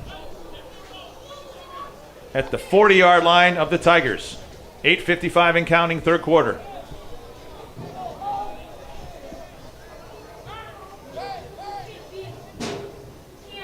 Spread formation for the Wave. One running back.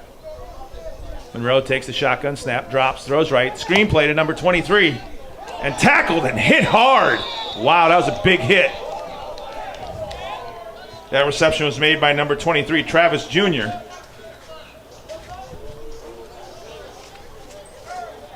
Who's on that hit, Zakari? Looks like number 0. Looks like number 0, and he was helped out by number 5 for the Tampa Bay Wave. Number 0, Russell Booth, and number 5 looks supposed to be Avion Smith. Loss in the play. So that'll bring up 2nd and 11. 7:59 and counting, third quarter.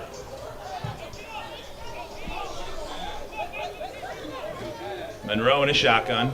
High snap over his head, and it's a loose football, and here come the Tigers. They're looking, but Monroe gets it off, throws, and completes the pass. Wow. We're having a circus out there, Steve. What a play there. I'm not even sure. That definitely wasn't drawn up by the Florida Wave, but it couldn't have gone any better. High snap, a lot of confusion, and a quarterback just delivers a dime down the field. And it's important to note that the Wave also have a new center, as former center Micah Hardcastle is no longer with the team and is actually with the Highlanders now. So there's a new center in for the Wave tonight as well. Here go the Wave. They're driving. They need a touchdown here. Down 20. Third quarter.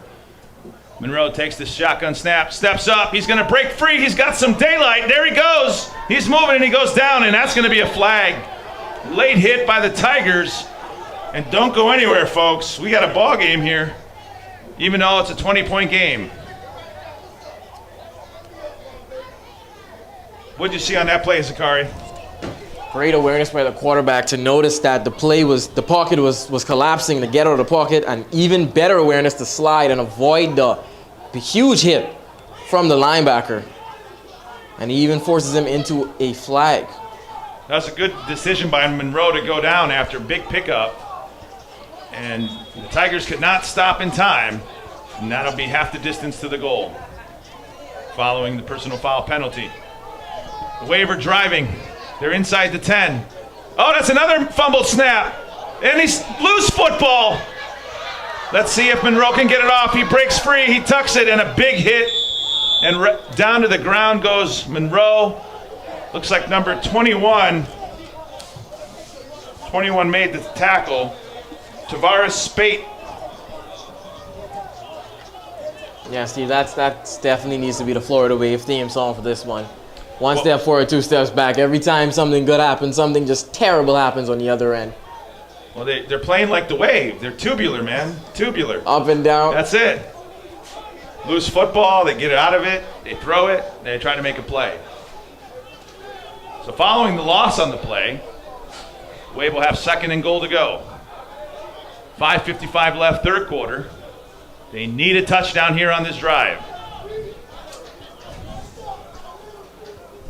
Monroe, the quarterback. Running back's going to be Darren Alderman, who goes in motion.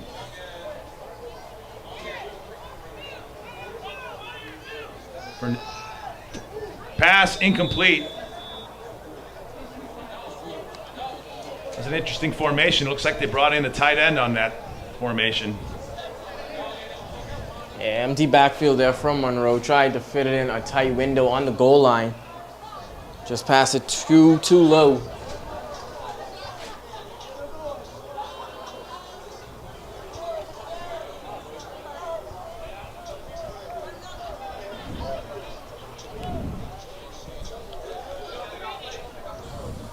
All right, here we go. 5:33 left, third quarter. The Wave are down 20-0, but they are driving. It's going to be 3rd and goal to go. Monroe in the shotgun. Darren Alderman, the running back. Actually, there's 2 running backs in the backfield. Receiver in motion from right to left, and there's a flag before the play. Seems to be a false start. And you're right, Zakari.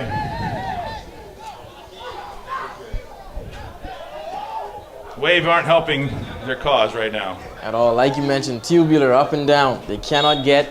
It's like 2 things can't go right in a row for the Florida Wave.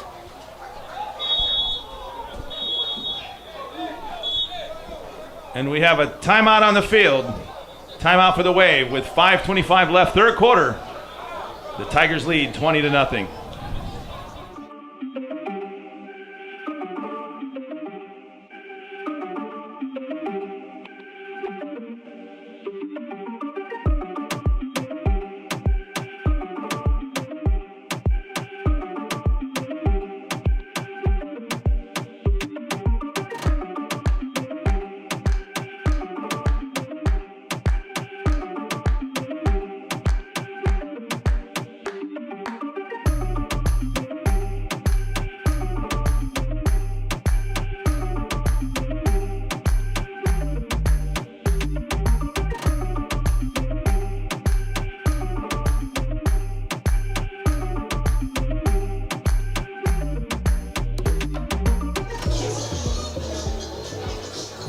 Following a Wave timeout, they're looking to punch it in the end zone here with 5:25 left. Third quarter, down by 20.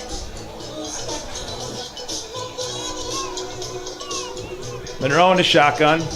Alderman to his left, who goes in motion. Lines up as a slot receiver. Quarterback drops back under pressure. Here come the Tigers. Monroe gets free. He turns the corner and goes out of bounds. And we have a flag on the play back in the backfield. See what the call is. The white hat threw that flag and threw his white hat. That must be a big penalty. It's like face mask. Wow. That's going to help the Wave. Offsetting. Yes, sir. Zakari, break that play down. Once again, I wouldn't say a terrible snap, but a bad snap forced the quarterback to pocket collapse, forced him to have to get out of it.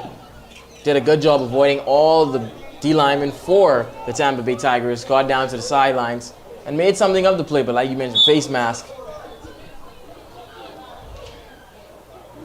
So that'll replay the down as those penalties will offset. Those of you at home, get your popcorn ready, because at the end of the third quarter, we'll have an interview with Mac Magic. For those of you that don't know, that's Commissioner Mac of the UFLX. So 3rd and goal to go for the Wave. 4:48 and counting left, third quarter. Monroe in the shotgun. Alderman lines up as a slot receiver on the left. Monroe takes the snap, drops back, pressure, and incomplete. And that's going to bring up 4th down. What's the call here, Zakar? Do you go for it here on 4th down? Oh, 100%. There's never been a better time to go for it now than this, Steve. Have to convert here, and then you have to go down and play a great defense on the other end. So 4:33 left. The clock is stopped here in the third quarter. We're here at Campbell Park in St. Petersburg, Florida, in the shadows of Tropicana Field, home of baseball's Tampa Bay Rays. They just got that roof done over there not too long ago at the stadium. A roof which was damaged by the hurricanes a couple years ago, Hurricane Helene. So now they'll line up for a field goal.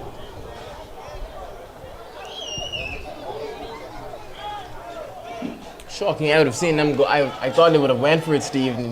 I guess they do need points here. Any points would be good points. Looks like this will be about a 36-yard attempt to get them on the board for the first time tonight. Ball is down. Kick is up. It's long enough, but wide left. And the Florida Wave remains scoreless in this one. Folks, that ball was long enough, but wide left. I wonder if that wind had anything to do with that. So that wind definitely affected that. The 7-mile-per-hour wind we're experiencing out here feels about like 10.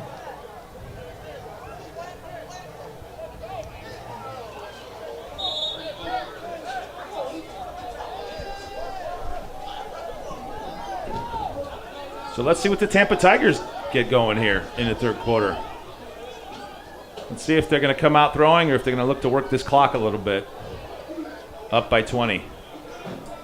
4:27 left, third quarter. The Tigers break the huddle.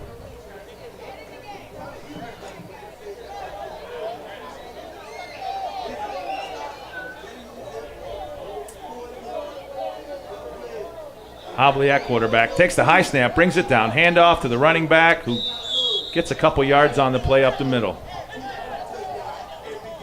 You have a number on him, Zakari?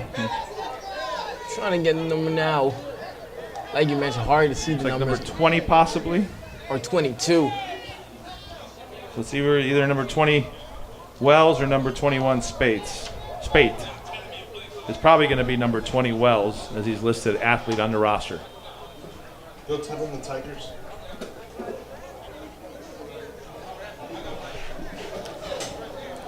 Tigers break the huddle, 2nd and 8.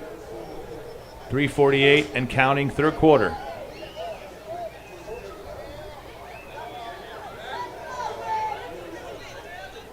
Hobley takes the shotgun snap, drops back, he steps up, pocket collapses, and down he goes. He got caught in that barrel wave there. A lot of pocket collapsing going on from both teams. It's great that they have two very mobile dual threat quarterbacks behind center. The Tampa Bay Tigers and the Florida Wave. So Zakari, where are you at in your schooling right now?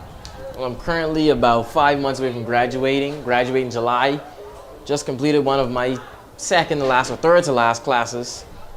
So I'm very deep in the program, close to graduation, very excited for graduating. 3rd and 10 coming up for the Tigers. Hobley in a shotgun. They have one running back behind him. They're working this clock. Hobley takes a shotgun snap. He looks. He's got time. He throws to the right side. Low throw. Pass complete. Great play by the receiver who's got some room. And he puts on the wheels. And big play for the Tigers. And he was about 1 or 2 seconds away from being out of here. As soon as he started to accelerate, someone came behind and tackled him. Luckily to stop that big play. That was already a big play, but from that becoming an even bigger play. Good tackle there from the Wave. See, I see the officials talking there. Is that coming back? It is. Penalty against the Tigers.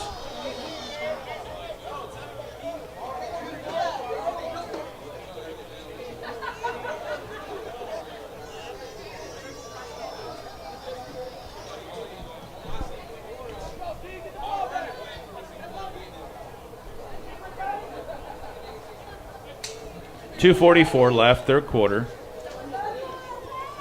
Tigers lead 20-0 and have the football deep in their own territory. Be a 3rd and 10 coming up. Correction, it looks like they're moving the down marker, so it looks like it'll be 3rd and about 8.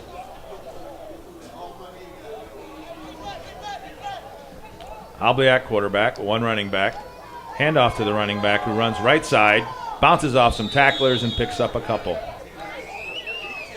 Strong, powerful running back to carry a few of those D linemen like 1 or 2 yards. Eventually fell.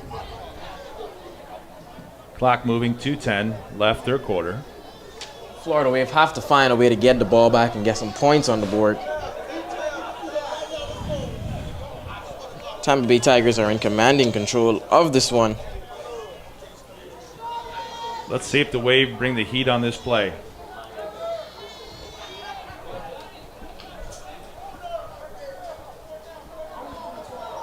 Oh, looks like they're changing it to fourth down. And it looks like on fourth down, the Tigers line up to go for it from their own territory. Fourth and about 5. Hobley takes the snap, drops, throws, right side, high, incomplete. And it looks like, is that going to be a turnover on downs? What do you attribute that call to, Zakari? I attribute that call to just straight pure confidence, being up 20-0. They thought, hey, why not? Let's give it a try. Guess they figured, what do we really have to lose with the night the Wave has been having? They're probably not scared at all. But talk about that release once again for the quarterback, Kevin Hobley. It's almost like he just pushes it back, loads up all the power in, and just releases it. Just an absolute bullet. I call that the Madden play. You break that down, why you call it the Madden play? Well, I break that down. It's third and long from your own territory. You're up by 20. And instead of playing conservative, your defense has been playing tough all night. Your special teams is playing tough all night. And you go for it, and then you don't get it. So now the Wave take over, and they're driving.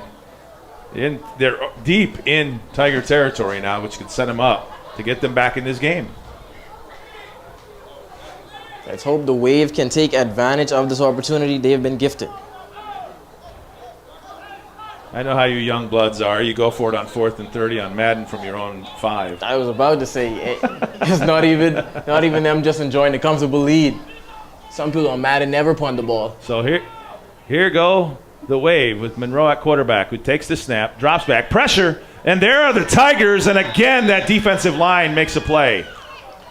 Now you can see what I'm saying, Steve. It's just pure, total confidence in your defense and your defensive line. The Tampa Bay Tigers knew that they were going to get stops in the red zone here on the Florida Wave. And that'll take them back to, looks like the 30, just up across the 30-yard line. Second down. 1 minute left, third quarter. Stay tuned. Coming up very shortly at the end of the third quarter is going to be Mac Magic in the booth.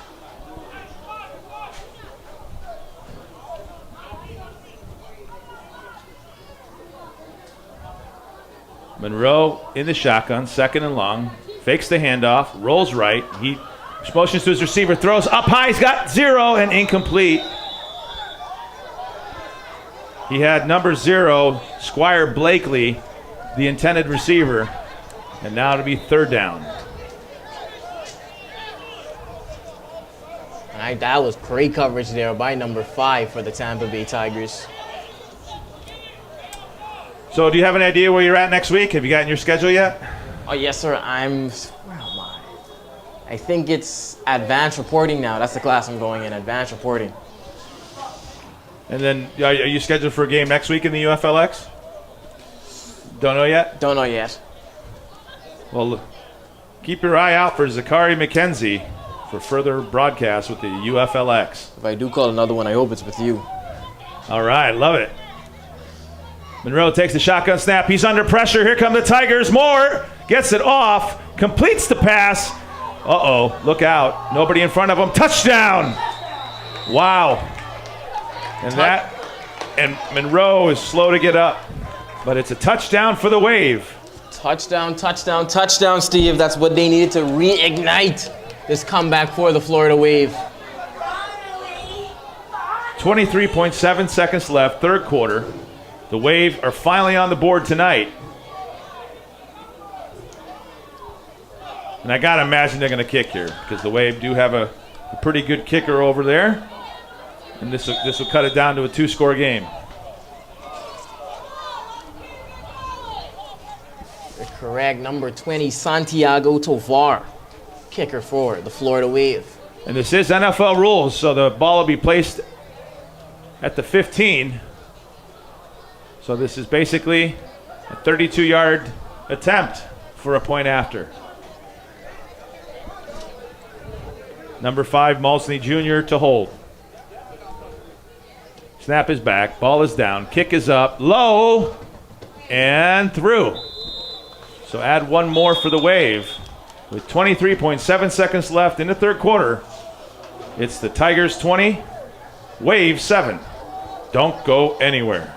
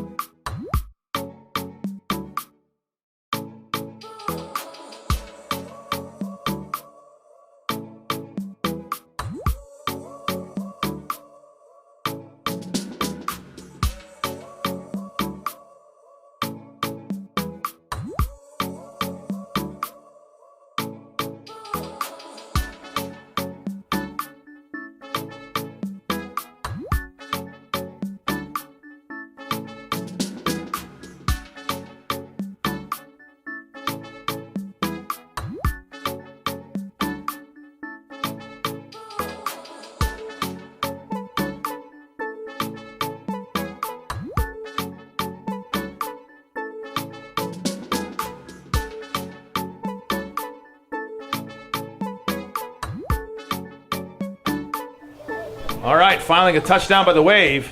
We're now on the scoreboard, down 20-7. Let's see, are they gonna? It's gonna be the call here on this kickoff. It's gonna be an onside kick, and there it goes. Ball is down, and the Tigers will fall on it to secure the possession. You're down by 2 scores here in the third quarter. Not a bad call there. Great Trying hand. to make something happen. Great hands on the special team there from the Tampa Bay Tigers. Good job to secure that ball. And coming up in this drive, Steve, this may be the first time the Tampa Bay Tigers have felt pressure since the end of the first half. So now what happens is the pressure does go on the Tigers. They got to actually hold on to this football, eat some clock, and even get some points on the board because they're only up 2 scores.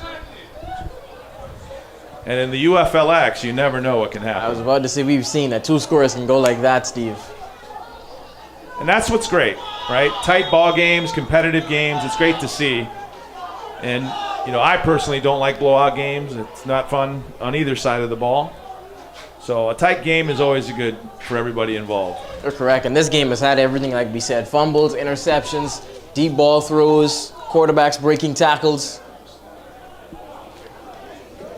If you're watching this one, you are being treated. So the Tigers will have the football at the Wave 48-yard line. Hobley takes a snap. He runs to the right. He tucks it and has nothing. And he's taken down quickly. And the clock's moving with 10 seconds here in the third. Looks like that'll be the last play of the third quarter.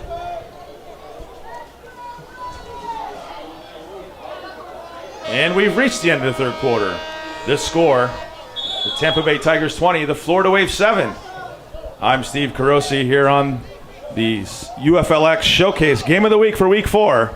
I'll now turn it over to Zachary McKenzie and his interview of Mac Magic. Oh, there. Here.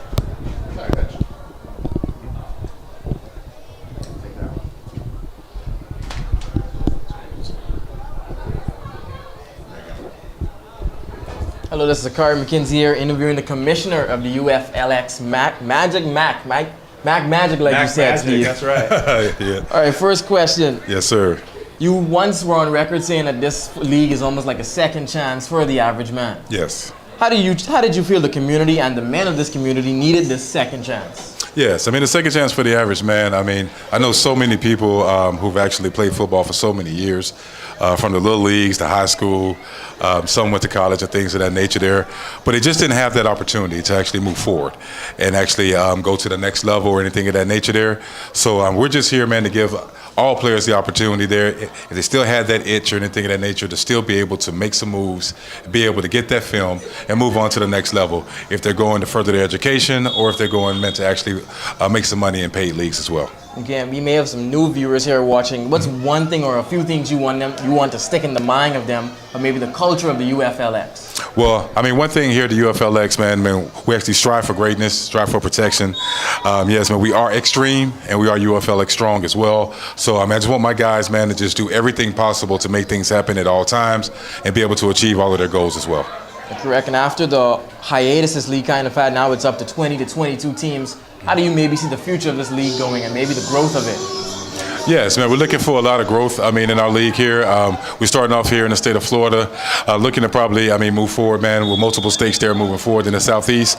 And hopefully in the next year or two, man, we'll pretty much be running the entire Southeast with Florida, Georgia, Alabama, the Carolinas, and more. So we're just looking here to expand there. A lot of teams and a lot of leagues are actually seeing exactly what we're doing and how we're giving the exposure to our players. So we just want to continue to do great things and make things happen here for the UFLX. I was about to say, and you seem like be a goal-setting man. Other than growth, what's some other goals you look forward to achieving with the UFLX? Well, one great thing is we're looking, man, to be able to have our broadcasting, our deal here, man, to be able to actually give back to our teams. That's a big thing of mine, is be able to actually have that revenue stream and things of that particular nature there, to be able to share with our teams as well, to grow them as well with their finances and also their opportunities. So we're looking for a lot of things here to happen in the UFLX, multiple sponsors, multiple deals, and just help the league grow in many ways there and help these players be able to be seen in many ways as well. Thank you so much, Commissioner Mack. All right, thank you, sir. Thank you. It was great. And that was Commissioner Mack. Thanks, Mac. Mac Magic from the UFLX. Yes, sir. Thanks, guys.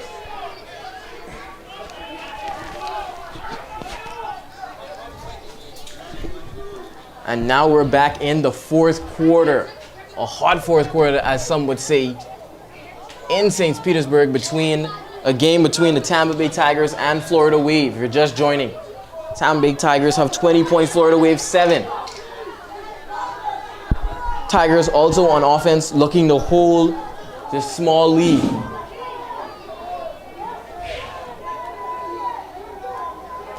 Now 3rd and 20, they're backed up here.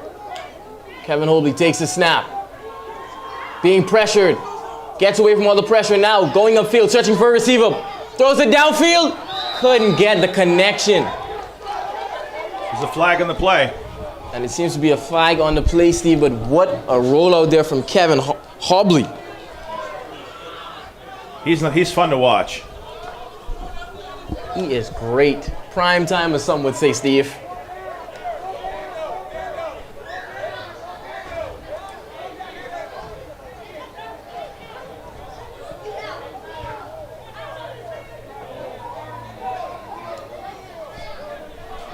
They couldn't see the call that the referee said. Did you see that one, Steve, as to what that could have been? I did not. They didn't signal up here to let us know. It looks like it's against the Tigers. I was about to say, it doesn't seem like it favored the Tigers now. 4th and 20. Do you punt here, Steve, or do you go for it and kind of continue the hot streak that you've been having for the Tigers? Oh, I think you punt here. You're up 2 scores, 13 minutes, just over 13 minutes and counting. You got to play the field here.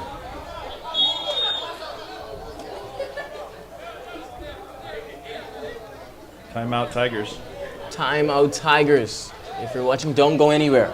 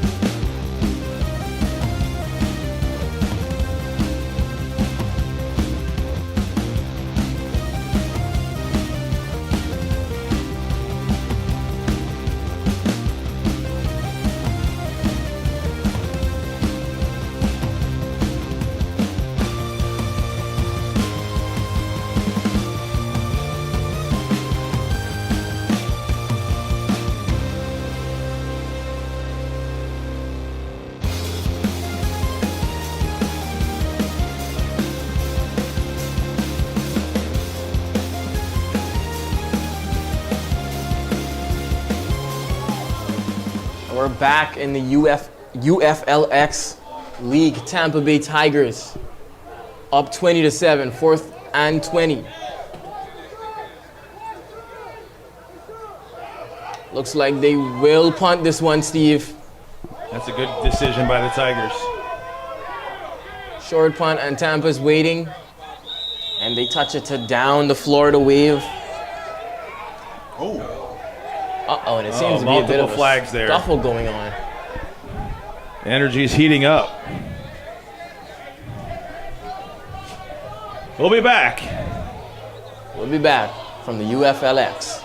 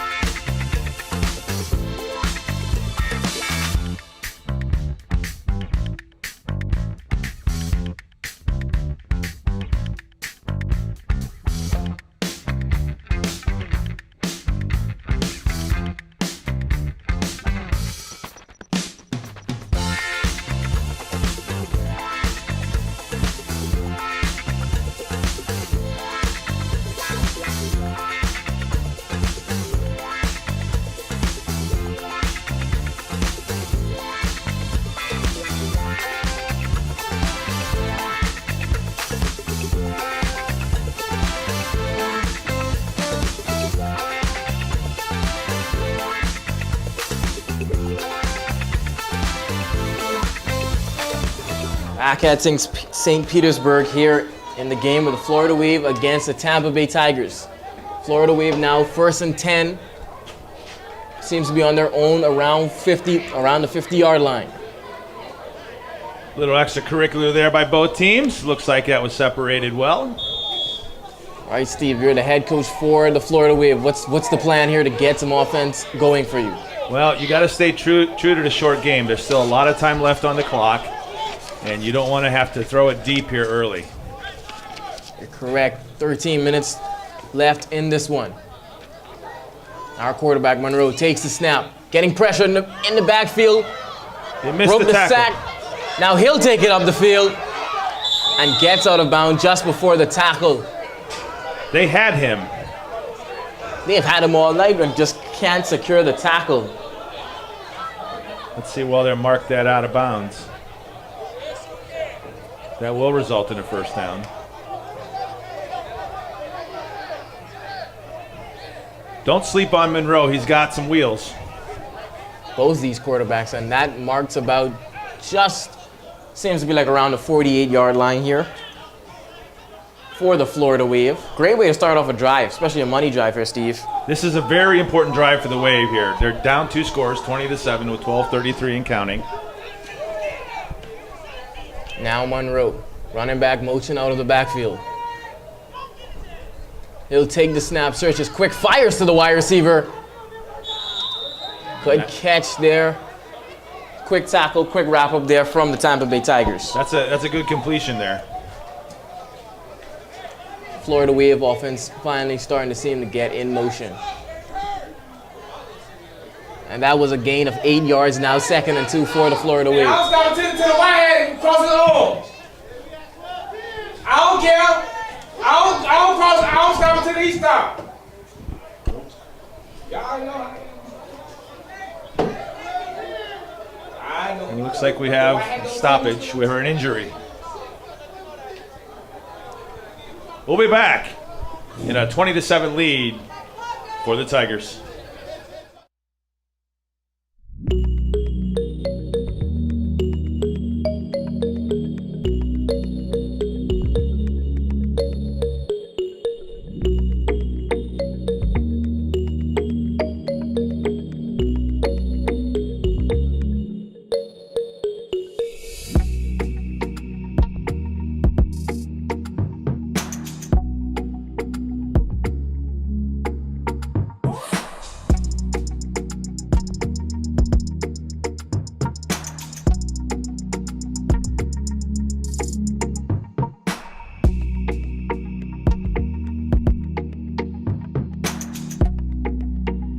action. Zakari is busy drinking his Vita Coco coconut water. Tastes too good. But there's Monroe, deep throw to number 22. He receives it. And it's in the end zone. What a pass from Monroe. And Steve, talk about waves. That was a tsunami for the Florida Wave. Wow, that was tubular, bro. Tubular. You know, that's what happens when you drink Vita Coco coconut water. It ends up in a touchdown. You're correct about that, Steve. I couldn't even get the drink down how quick and explosive that offensive drive was. They got the wrong one down there. So 11:48 left. The Wave are back in it, down by 6. Steve, do you go for 2 here? Or kick? Well, wait, we got a score update. Stand by. Should be 12. So they're Yeah, it was 7.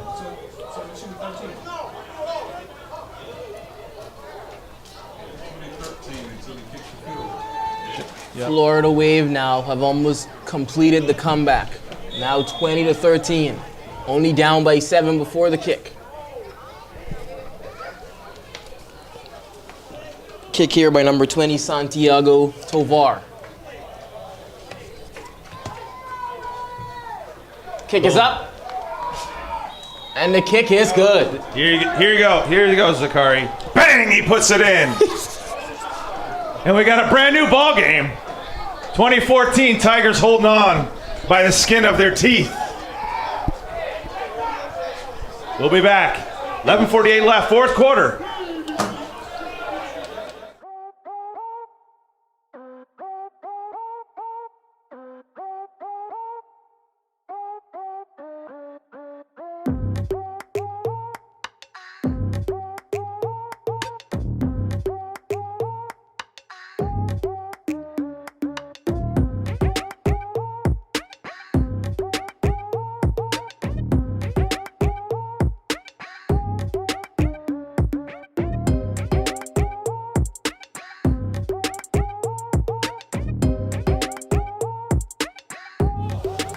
And Steve, that was a hard touchdown pass there a few moments ago from Monroe, number 12, quarterback from the Florida Wave.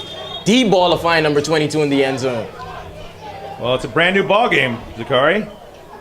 4th quarter. You're correct. Tampa Bay Tigers were a little loose for these other few possessions, kind of relaxed, but now the game has almost turned on its heels.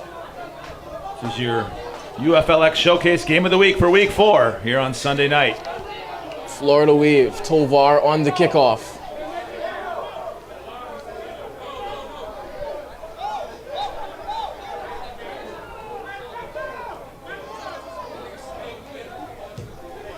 That is a great kick there from Tovar. Gonna go in the end zone.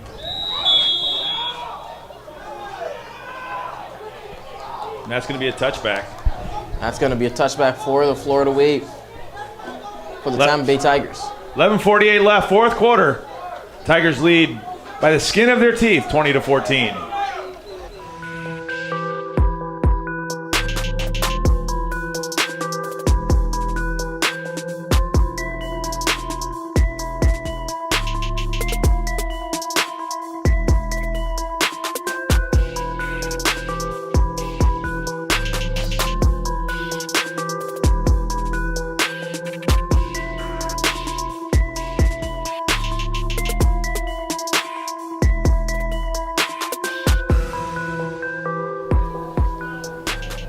Welcome back here. It's from St. Petersburg. Tampa Bay Tigers taking on the Florida Wave. Hot 4th quarter we have here, Steve. 11:48 left. 6-point game. Well, those that went home are going to miss a doozy finish. They're going to miss a great game. Kevin Hobley now takes the snap. Hands it off to running back. He's fighting for a few yards. Couldn't get anything. Offensive line tackled him. And it seems like if you, and anybody watching from home, that momentum is shifting. It's starting to heat up for the Wave. Their body language is starting to turn up. Their energy is starting to turn up. You're correct. At the start of this game, it seemed like everything was just going the Tigers' way. Tigers kind of were doing anything they wanted, but now the Wave have kind of turned up the heat. Hobley. Now takes the snap, searching for his pass, rolling out to the left. Throws a deep ball downfield, looking for the receiver. Couldn't get it, picked off, and it's intercepted by the Florida Wave. He's taking it back. And talk about a momentum shift. What a shift of momentum with 10:53 here left in the fourth quarter. Oh no, it might be coming back. They got a penalty for roughing the quarterback.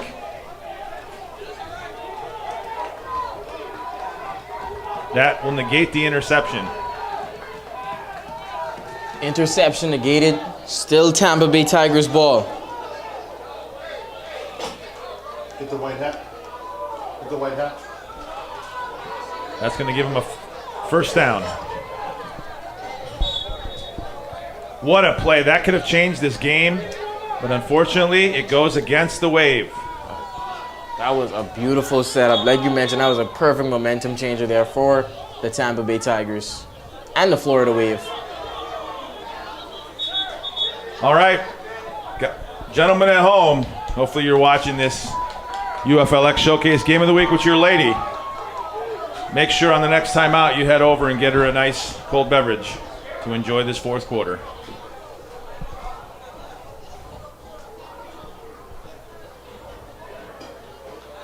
The officials trying to sort something out there following that play.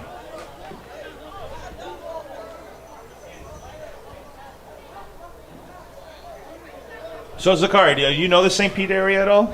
You familiar? No, I'm not familiar at all, actually. This is my first time here up here. Well, it's a nice area. So this is technically Pinellas County. So there's St. Pete's the largest city in Pinellas County, but some other cities include Clearwater. A lot of people know Clearwater Beach.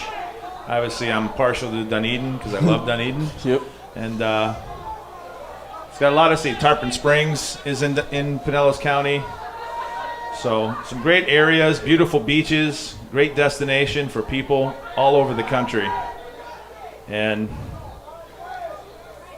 the UFLX has 24 teams throughout Florida, and it's great to see. In the first year, they're actually down to 23 teams, but they started with 24. And they have a lot of ideas to expand moving forward. So the league's looking to expand into other states for 2027, and the groundwork has already been placed to do that. So. And that would be a great thing for the league because these games are exciting. They bring energy. It's a lot going on. It's extreme, baby. Like it is in the name, it definitely holds true to its name.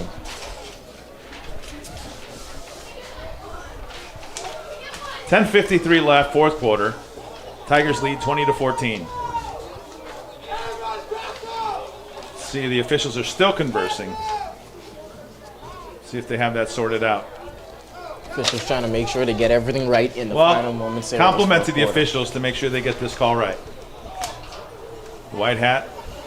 Larry Williams goes over and explains to the head coach of the Wave.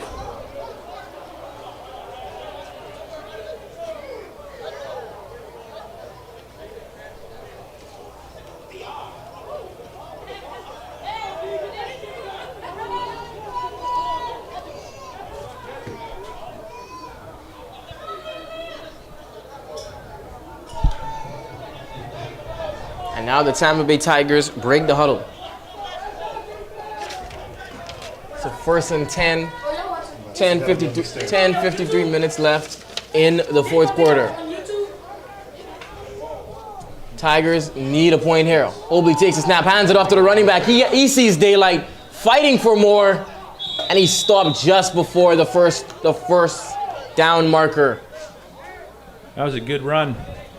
The hole opened up. He had some space, and he kept fighting for extra yards. They have a dynamic 1-2 punch between the quarterback and running back on this team. Both are very mobile, great vision, see the hole, hit the holes perfectly.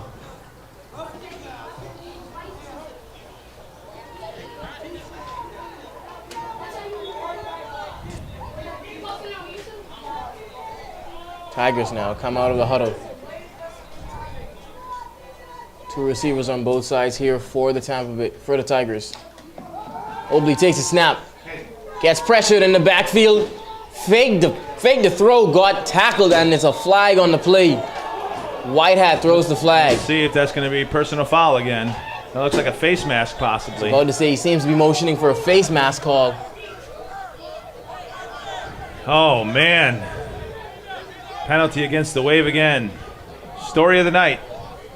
Story of the night is correct, Steve. Nothing can go the way for the Florida Wave. And the Tampa Bay Tigers will be moving up now. 1st and 10 on what appears to be the Waves' 45-yard line.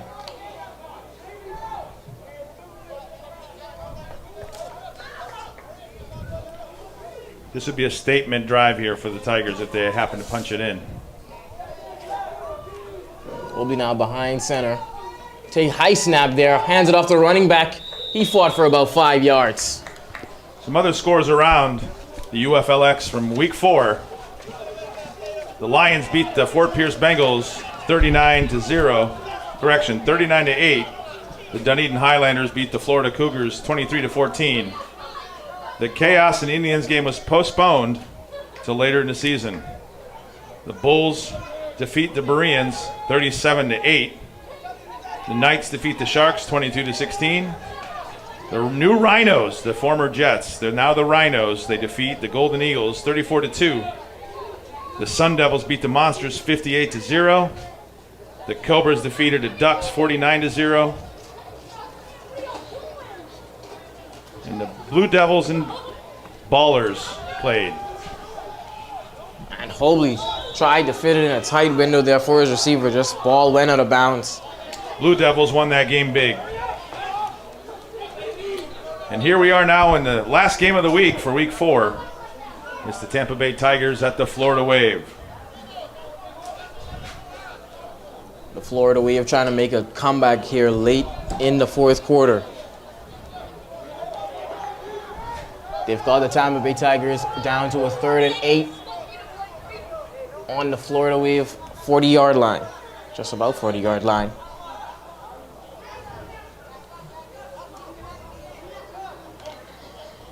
Tigers break the huddle.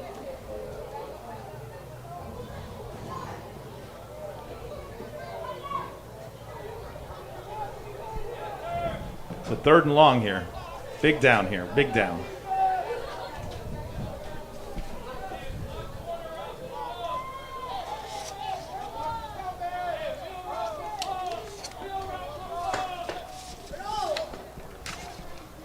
Kevin Obi now steps up in the pocket, fakes the throw, but can't even get it off. The D-line for the Wave swallowed him up there. Are we in St. Pete or are we in the North Shore in Hawaii? Wow. What the defense there from the Florida Wave to force a 4th down here for the Tigers. 4th and 13. What do you do here, Zakari? You most certainly punt here and try to pin back the Florida Wave. Looks like we got a timeout, Tigers. With 8:13 left, 4th quarter, the Tigers lead 20-14.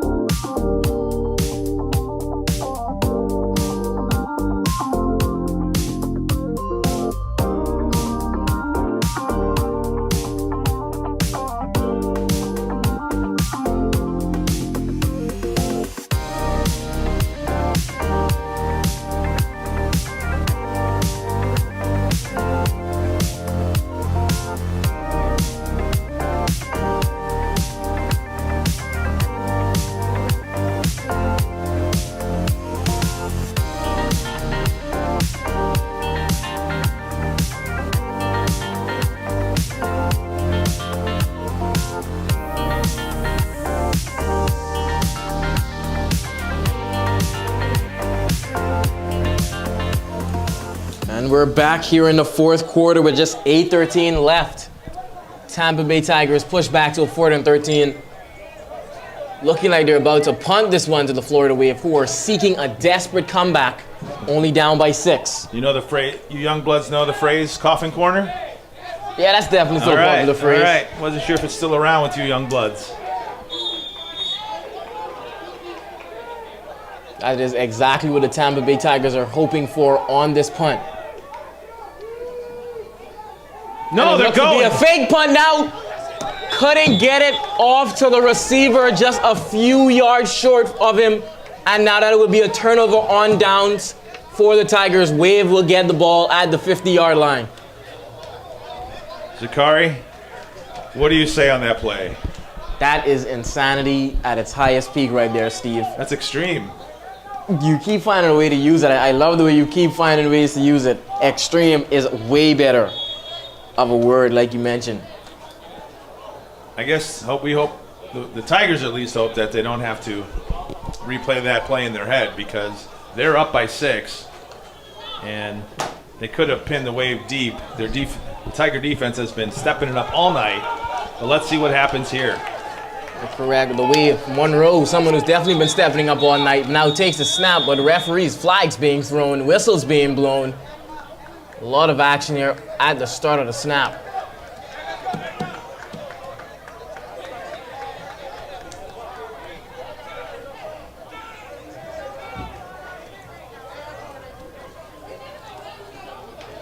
Referees trying to decipher the call.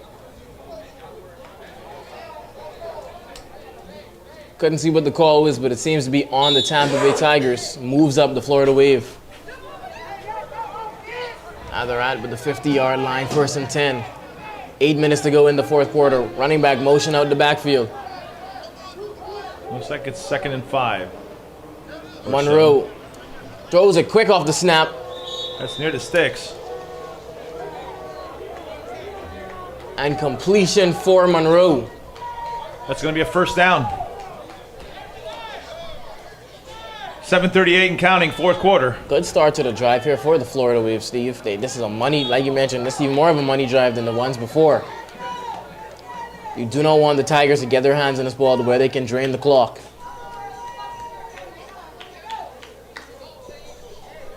The Wave seem to be having the momentum here in the 4th.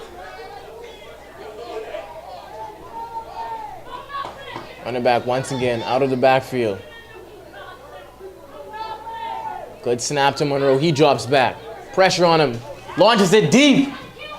Too deep. In double coverage, he was looking for number 16. That's spreading that defense. Let's see if they come back here with a short play over the middle. Number 16, the running back, Keon Cummings, was the target for that pass.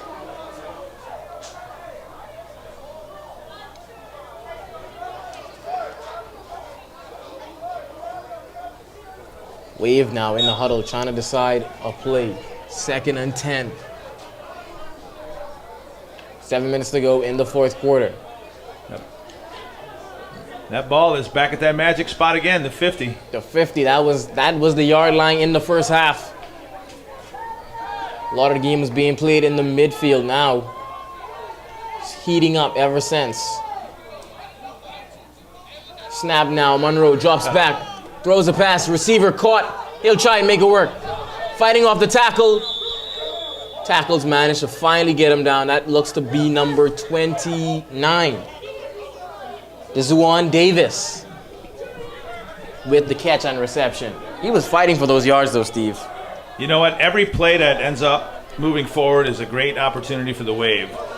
But there's a big 3rd down coming up. Obviously, I'm sure we're in 4-down territory now with 6:33 and counting 4th quarter.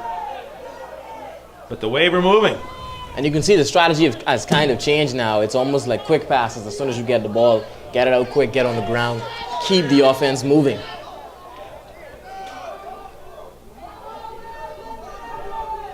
Running back motion out the backfield. Empty backfield here for Monroe. He takes the snap, now rolling out. Decides to take it with his feet, flag being thrown, and Monroe being thrown to the ground It's by in the the area defender. holding.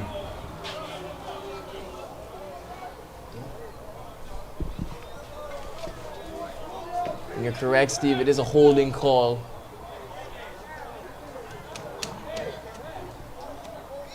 That's a tough one for the Wave. Yeah, holding call can destroy a drive, especially a drive that was in motion, like that one for the Florida Wave. Every time they have an opportunity to move the ball forward is great, but as you mentioned earlier, one step forward and 2 steps back doesn't work out well, especially in the fourth quarter. And that song, someone has a famous song about that, Paula Abdul. That's all right. You're a Lakers guy, right? Yes, sir. That's all right. Go look up Paula Abdul. You got your homework. I got my homework for 2 movies and now someone That's else to right. look up. Top Gun, Top Gun. the second Top Gun, and then Paula Abdul. Empty backfield here for the Wave. Oh, we got movement. And that is early jumping there. Both teams pointing at each other. Referees will decide.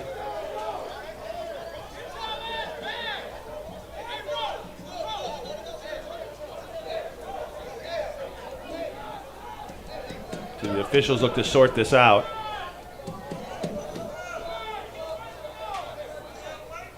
And winning a close game always comes down to discipline. Usually the more disciplined team comes out ahead in a tight ball game. You're correct, because we have seen the penalties kind of destroy a lot of drives here for the Florida Wave. Oh, that's going to go against the Tigers. That helps the Wave. And now finally some good luck for the Florida Wave. They'll move up. Now at 3rd and 11. 6:02 left, fourth quarter. Tigers lead 20-14, but the Wave have the football and moving. 3rd and long.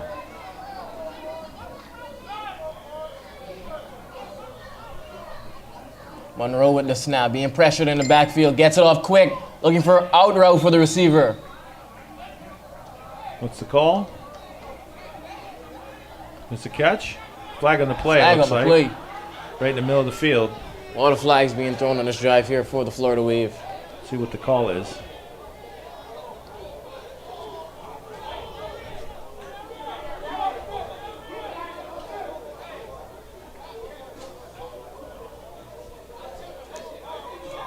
Maybe it was an inadvertent flag. Yeah, I think he just dropped it. Yeah, it looks like he just dropped it. So it's 4th down. Here he goes, Zakari. What's the call here on 4th down? This could be the game tonight. You go quick, try to find any receiver on the outside. 4th and 5 here.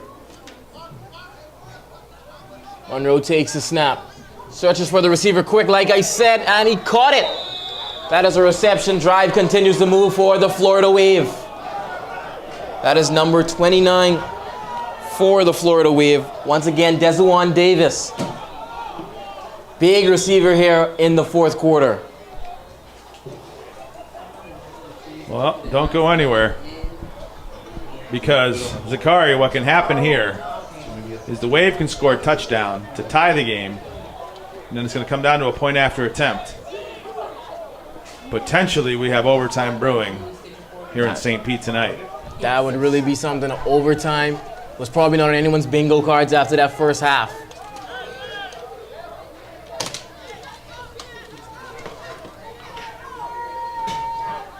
Takes the snap, throws it, and it's intercepted at the goal line by the Tampa Bay Tigers. He's trying to make a move. Florida Waves wrestles him down to the floor. There's flags on the play. There's flags at the end of the play. There's flags all over the field, Steve, as you mentioned. I guess it's a good time to bring up, I saw a college scout here tonight. Former NFL wide receiver Ernest Givens was here tonight. He's been here several Wave games and seen him in other UFLX games, scouting UFLX players. And you were kind of giving me a history lesson there earlier, Steve, about Ernest Givens. Would you? I think just saying former NFL wide receiver is a little bit not given too much. Would you like to say his full resume? Well, Ernest Givens was a wide receiver back in the 80s and 90s for the Houston Oilers. And he's actually still the all-time leading wide receiver for that franchise, the Houston Oilers franchise, which is actually now the Tennessee Titans. That is a great legacy to have retired such a long time ago and still be the leading receiving yards. Well, they had a great offense. They ran what's called a run-and-shoot offense with quarterback Warren Moon. And it was razzle-dazzle, let me tell you. And they scored a lot of points, and they got a lot of passing yards. And still to this day, even with the pass-heavy NFL of today, So we'll be back. It's 4:36 left, fourth quarter. The Tigers hanging on, but the Wave have the football.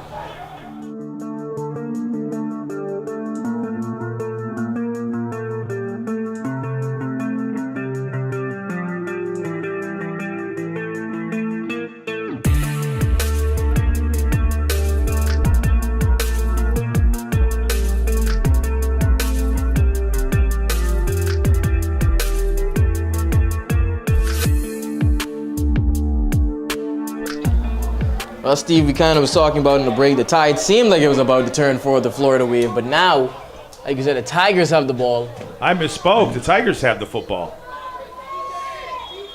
Tigers have the football now on their own 20-yard line. 1st and 10 with 4 minutes left to go. Gives it off to the running back. He's searching for a hole. He finds the hole, and now he's up the sidelines. Ooh. Big tackle there from the Florida Wave. Late Another flag thrown.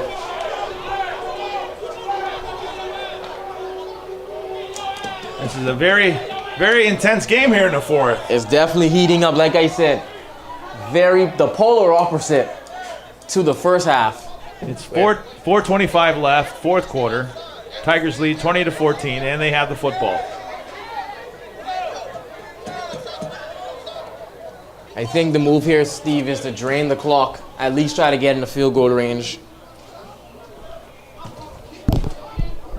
Well, if it was me, I'm going home run or bust here as the defense. You got to bring the house because you're going to run out of time. 4:25 left, fourth quarter. And I imagine the Tigers are going to look to run some clock and run the football. And that's the scary part about blitzing a team such as the Tampa Bay Tigers, because with Kevin Hobley in the backfield, he can get away from the people blitzing, and then it turns into a big play up the field. So that's a first down for the Tigers.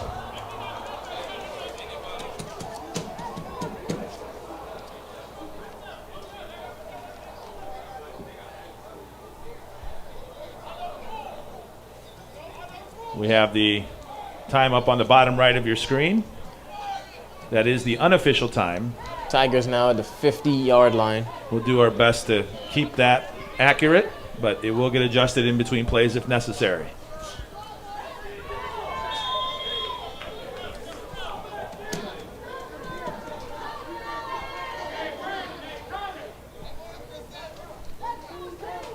Hobley takes a snap, just gives it off this running back. He's trying to find a hole. Couldn't go anywhere on that Wave defense. The clock's moving. Clock's the big factor here in the fourth quarter.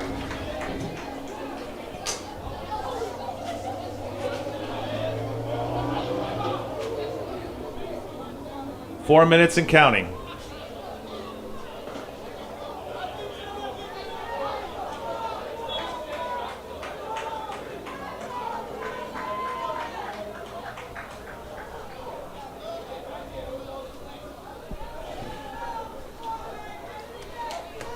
Tampa Bay Tigers taking their time here in the huddle.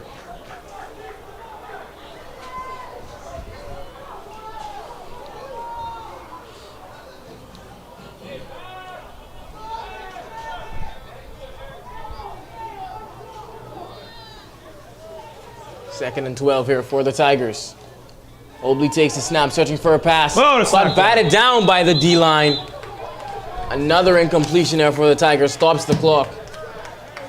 3:15 and counting. Or actually, it's stopped.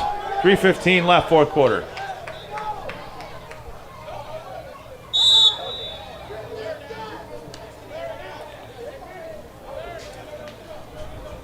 Tigers now 3rd and 12. Need a completion to keep this going. Need a big completion to keep this going.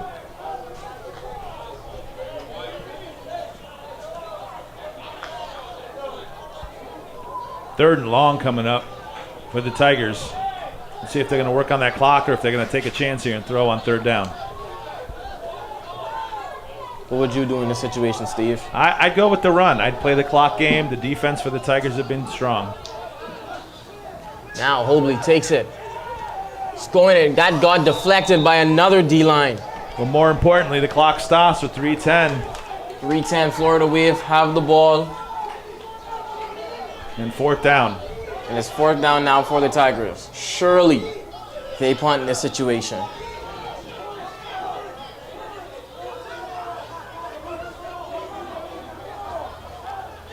Don't go anywhere, folks. Keep rubbing your ladies' feet because it's going to be a close finish here in St. Pete. Rhyming. I heard it. I heard the rhyme. How long were you thinking about that one, Steve? I just shot that one from the hip, actually. For real? Yes, sir. So you can broadcast and rap. Man of many talents, Steve. Man of many talents. I will not delve in the area of rap. That I cannot do. But I can come up with some creative stuff, that's for sure. Punt here for the Tampa Bay Tigers. Gets it off. That's a bad punt. Net 12 yards on the punt. 3:03 left, fourth quarter. The Tigers lead 20-14 with the Wave coming to bat. We'll be back in a couple minutes for the final finish. Here.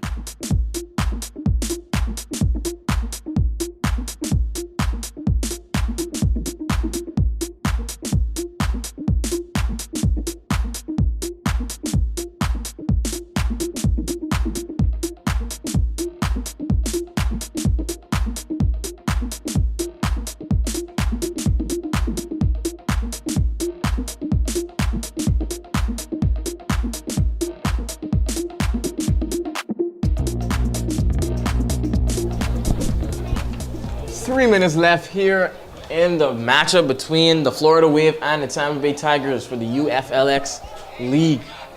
Fourth quarter. Zakari, this is going to be a great finish here in St. Pete tonight. It is, you are correct about that, Steve. Now Wave handed off to the running back. He gets about 5 yards. 2:56 and counting, fourth quarter.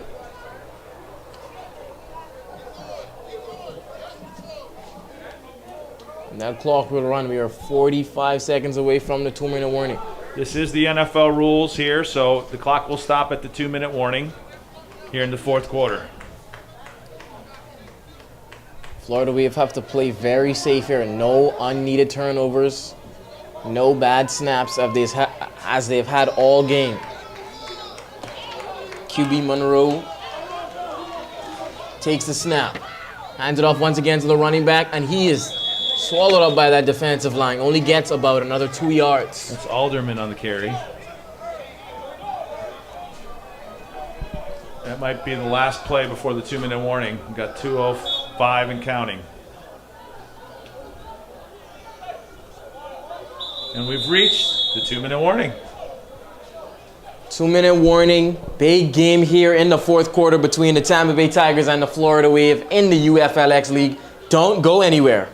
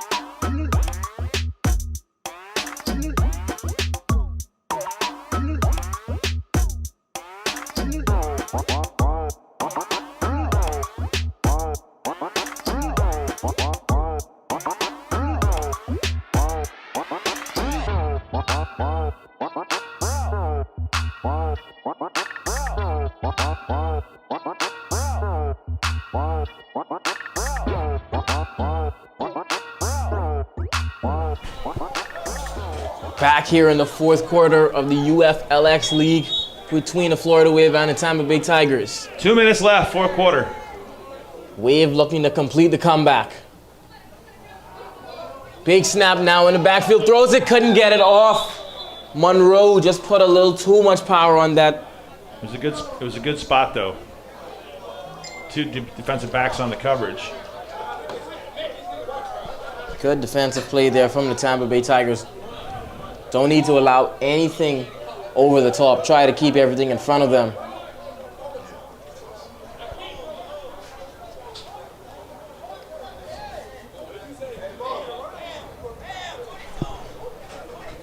.155 left, fourth quarter.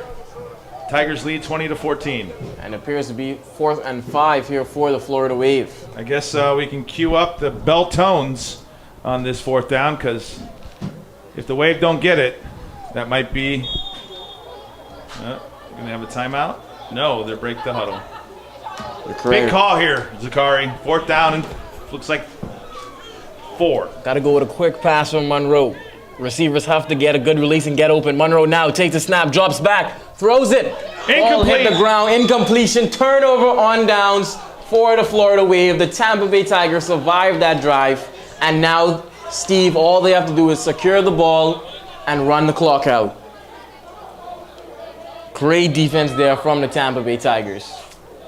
Little questionable call there to go pass on the outside. The middle was open. They decided to go to the outside with the pass, and incomplete. Now the defense of the Florida Wave has to somehow get a turnover and get the ball back.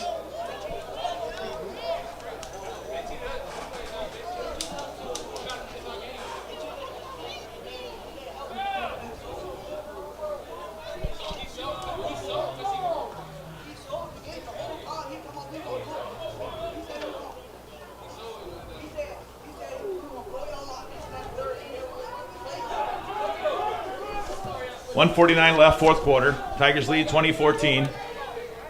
1st and 10 here for the Tampa Bay Tigers. Fumble! He takes a snap, fumble there for the Tampa Bay Tigers. They fall back on it. He dived on that ball like his life depended on it. We have a timeout. Timeout for the Wave. Timeout there for the Florida Wave, looking to get the ball back and stop the clock. We'll be right back at the UFXL League.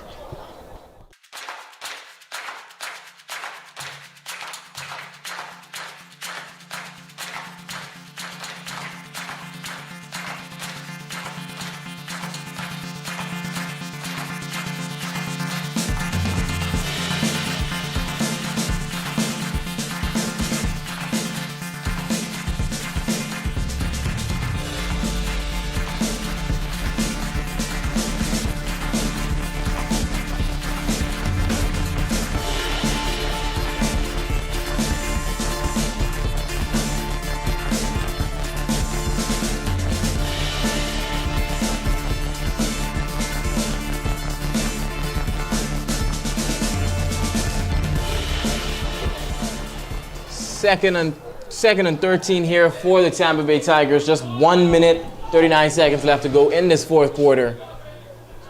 Tigers just have to get a completion. And Hobley takes the snap, runs with it.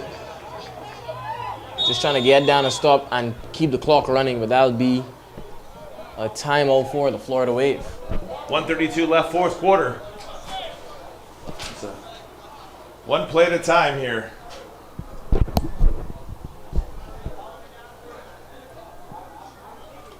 All right, so there's still life. I always tell everybody it's not over till it's over. There's still hope, Steve. You're correct. Fumble. The ball's popped out a few times tonight. Some questionable decisions by the Tigers. So let's see what happens here. Big 3rd down coming up. And those questionable decisions, like you mentioned earlier in the 3rd quarter, to go for it facing their own end zone. And earlier, the fake punt. Let's hope those questionable decisions don't come back to bite the Tigers. Our producer up here in the booth just made a great catch.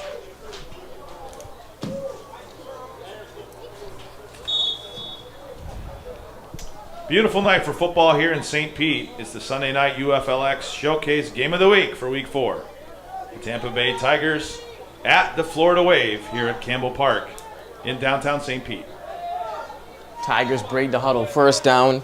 Almost surely secures the game. And it's touch. Oh, no couldn't gain. get it. No gain. 4th down now. And the clock's moving. 1:20 and counting. The clock continues to run now. Florida Wave will have it. We'll have it with about 50 seconds left to see what they can do with it. All right, Zakari, do they punt here? What do you think? They punt, right? Certainly you punt here. You punt, right? Certainly you punt here. Now, Unless you're Madden champion. I was just about to say, now if we're playing Madden, it's a whole different story. You got a timeout for the Tigers.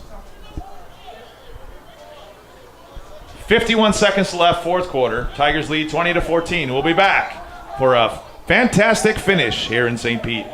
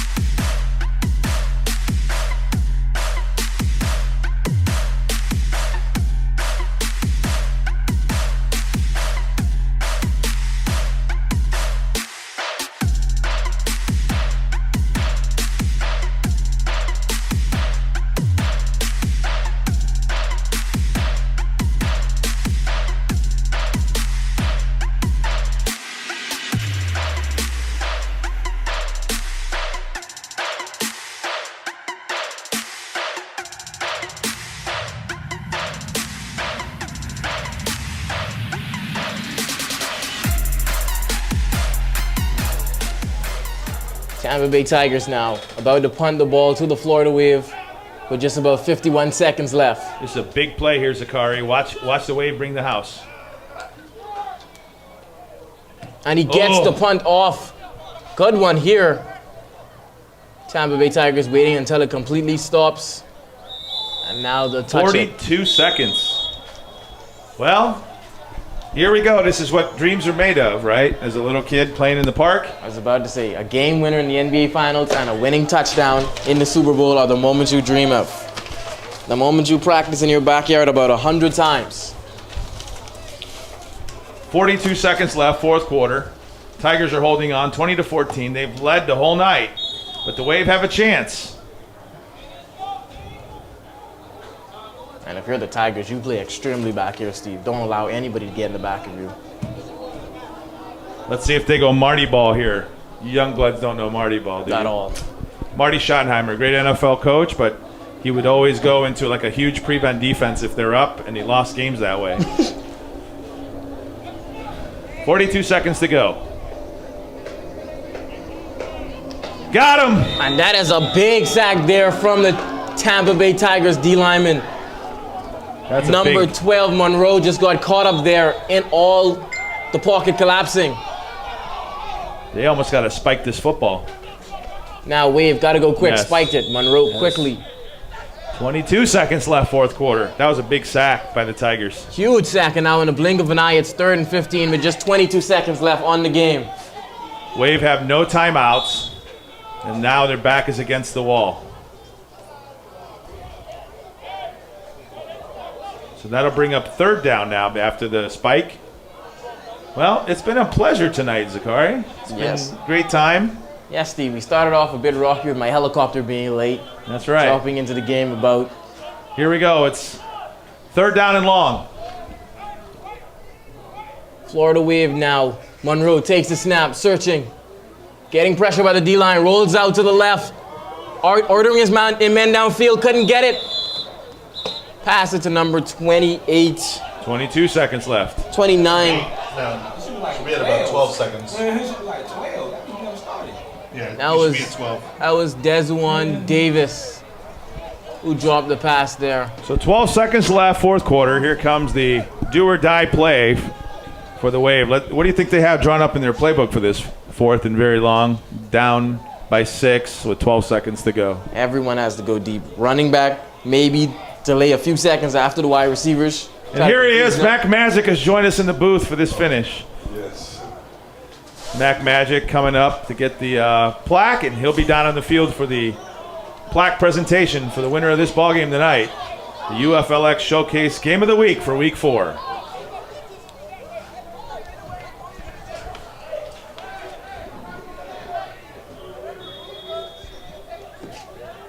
You want to go down for a presentation with them? Will that reach to the field? Will this mic reach at the field? Maybe. You want to go down with the presentation? Try. After this, since it's over. 12 seconds. Florida Wave, Monroe takes the snap, being pressured by the defensive lineman, rolls out to the left. searching for a pass, decides not to pass it, goes with his legs. 6 seconds, 5 seconds, 4 seconds, trying to get out of bounds. Oh my, first 3. down. 1.8. Woo! Not Hey, over. I know how to. It's not over yet. Great heads-up play by the quarterback, Monroe. Gets out of bounds with 1.8 left, fourth quarter. Good job to get out of bounds, like you said, Steve, by Monroe. Well, the field was wide open in front of him.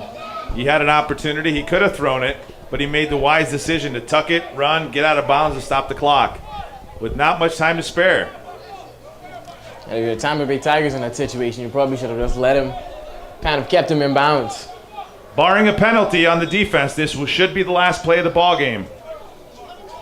I think they're in that prevent defense you mentioned earlier, Steve. Make sure, guys, you thank your ladies for letting you watch the UFLX Showcase Game of the Week tonight.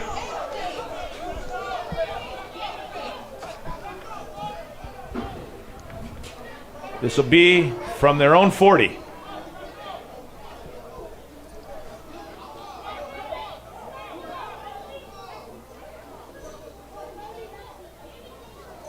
Florida Wave drawing up a play. Now here's Monroe. Final snap of the game. Being pressured by the D-line quick. Buzzer goes off. Monroe barely couldn't get it off because of the defensive lineman. Incomplete. And the Tampa Bay Tigers survive the tidal wave from the Florida Wave. And they will win this fourth quarter and the game of the week matchup for week 4 for the UFLX. Steve, what do you think about that one? Well, it wasn't pretty for the Tigers. They definitely controlled the game in the first half. Second half, it got much tighter. The Wave kind of got back in it. Pull in on the twos. So next week in the UFLX, the Universal Conference is actually in their first bye week. So all the Universal teams throughout the UFLX will be off next week. But next week's Showcase Game of the Week is going to be the Monsters and Knights. That's going to be an interesting game, we'll say. The Monsters have been struggling this season, and the Knights have been revving on all cylinders, so that should be a great matchup. Go ahead, go down there and go down to the presentation. Let's see if we can get this on. All right. As Commissioner Mac Magic will be doing the post-game presentation of the trophy, or correction, the plaque, to the Tigers for their win here tonight on the UFLX Showcase Game of the Week in Week 4. Final score here in St. Pete, Tampa Bay Tigers 20, Florida Wave 14. Congratulations to both teams for a great game played.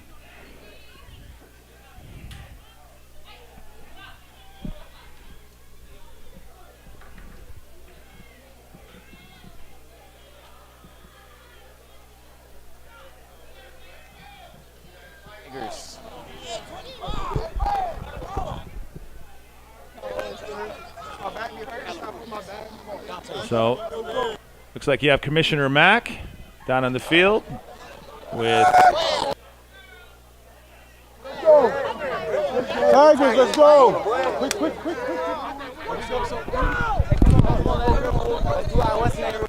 Matt, come closer! Matt!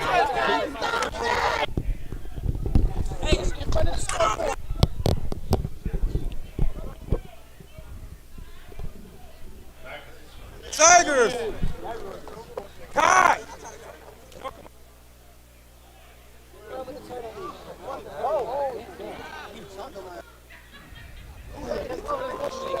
All right.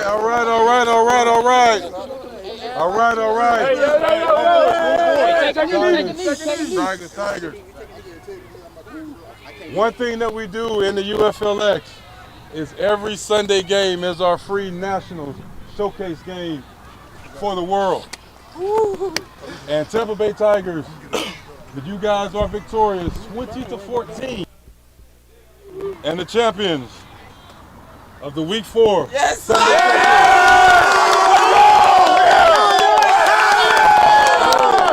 Come green.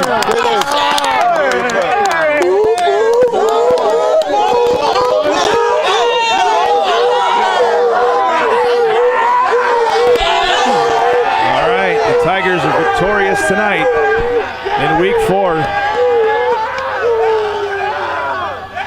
Tigers. They'll improve to 3-1 on the season. The Wave will fall to 1-2.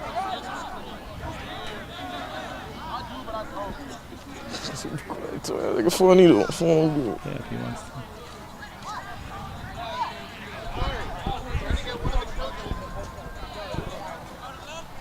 Zakari McKenzie down on the field for some post-game interviews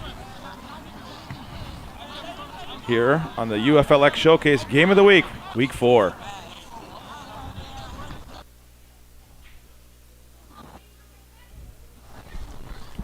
And now let's send it down to Zakari on the field. Looks like he's heading over to meet with. Come on. Hey, Russ, come on, Russ. Y'all know what time. Let's go.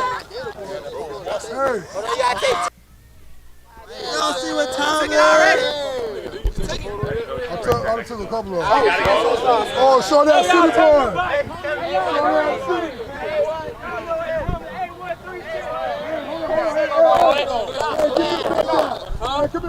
All right, let's get down to Zakari as he's on the field with the head coach of the Tampa Bay Tigers, who are victorious here tonight. Y'all really good for to have 20 people, man. Y'all boys came up and showed out. I do thank y'all boys. I really appreciate it. Hey, 1, 2, 3, family. 4, 5, 6, come up, J-Rock. 1, 5, 6.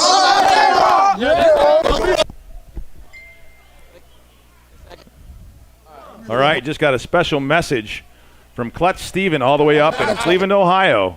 You got like half court? Yeah, I got you. He sends a shout out to the UFLX and congratulates the Tampa Bay Tigers for a great win tonight. Thank you, Clutch Steven. Continue doing your thing.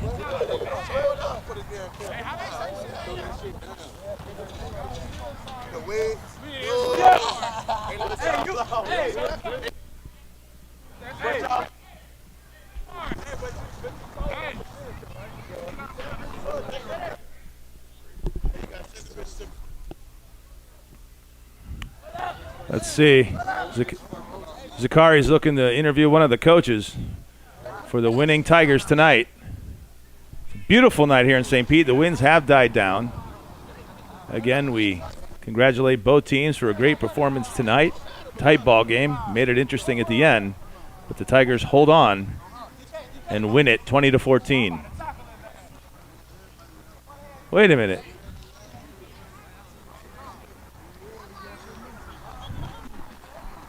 Hey, Mac, do you have a way to get a hold of Tom? Have him come closer to this side for better reception.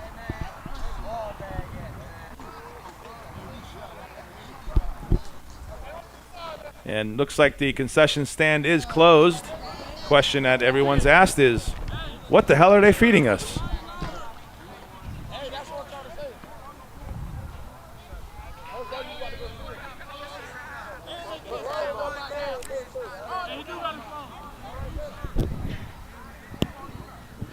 Varsity Sports Nation, right? This game has been brought to you by Falkenberg Productions, by and through Varsity Sports Nation. The broadcast partner for the Universal Football League Xtreme. We'd like to have all our UFLX teams, 23 of them now throughout the state of Florida, have a great season moving forward. We encourage professional play, professional presentation, and a whole lot of extreme football. Yeah, my guy right here. And now, down to Zakari McKenzie on the field with. Go ahead.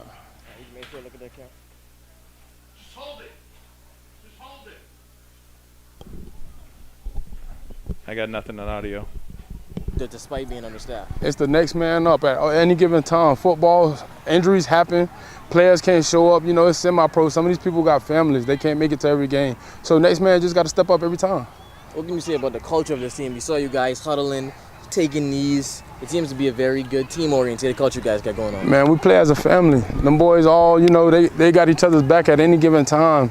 So we just play as a family. That's what we try to give them and let them know. As long as you play as a family, no team could beat us. All right, last question, Coach. You got the plaque for the game champion week 4. Where's that going? In the house? Anywhere? Where's that going? Man, listen, it don't matter where it goes. We might pass it around, let everybody have it for a day or so. And listen, we don't care, man. Listen, it's a team win. It was a good fought win. Away is a good team. It's just one team got to win, one team got to lose. And, you know, we came out with a victory this week. But that don't mean nothing. We still got to come to practice every week and keep on trying to get better, because every team trying to get better every week. So that's all that matters. Yes, sir. Thank you so much. Hey, thank you. All right. I'm Steve Carosi with my broadcast partner, Zachary McKenzie. We're signing off here from St. Pete. Final score, Tampa Bay Tigers 20 and the Florida Wave 14. Good night, everybody.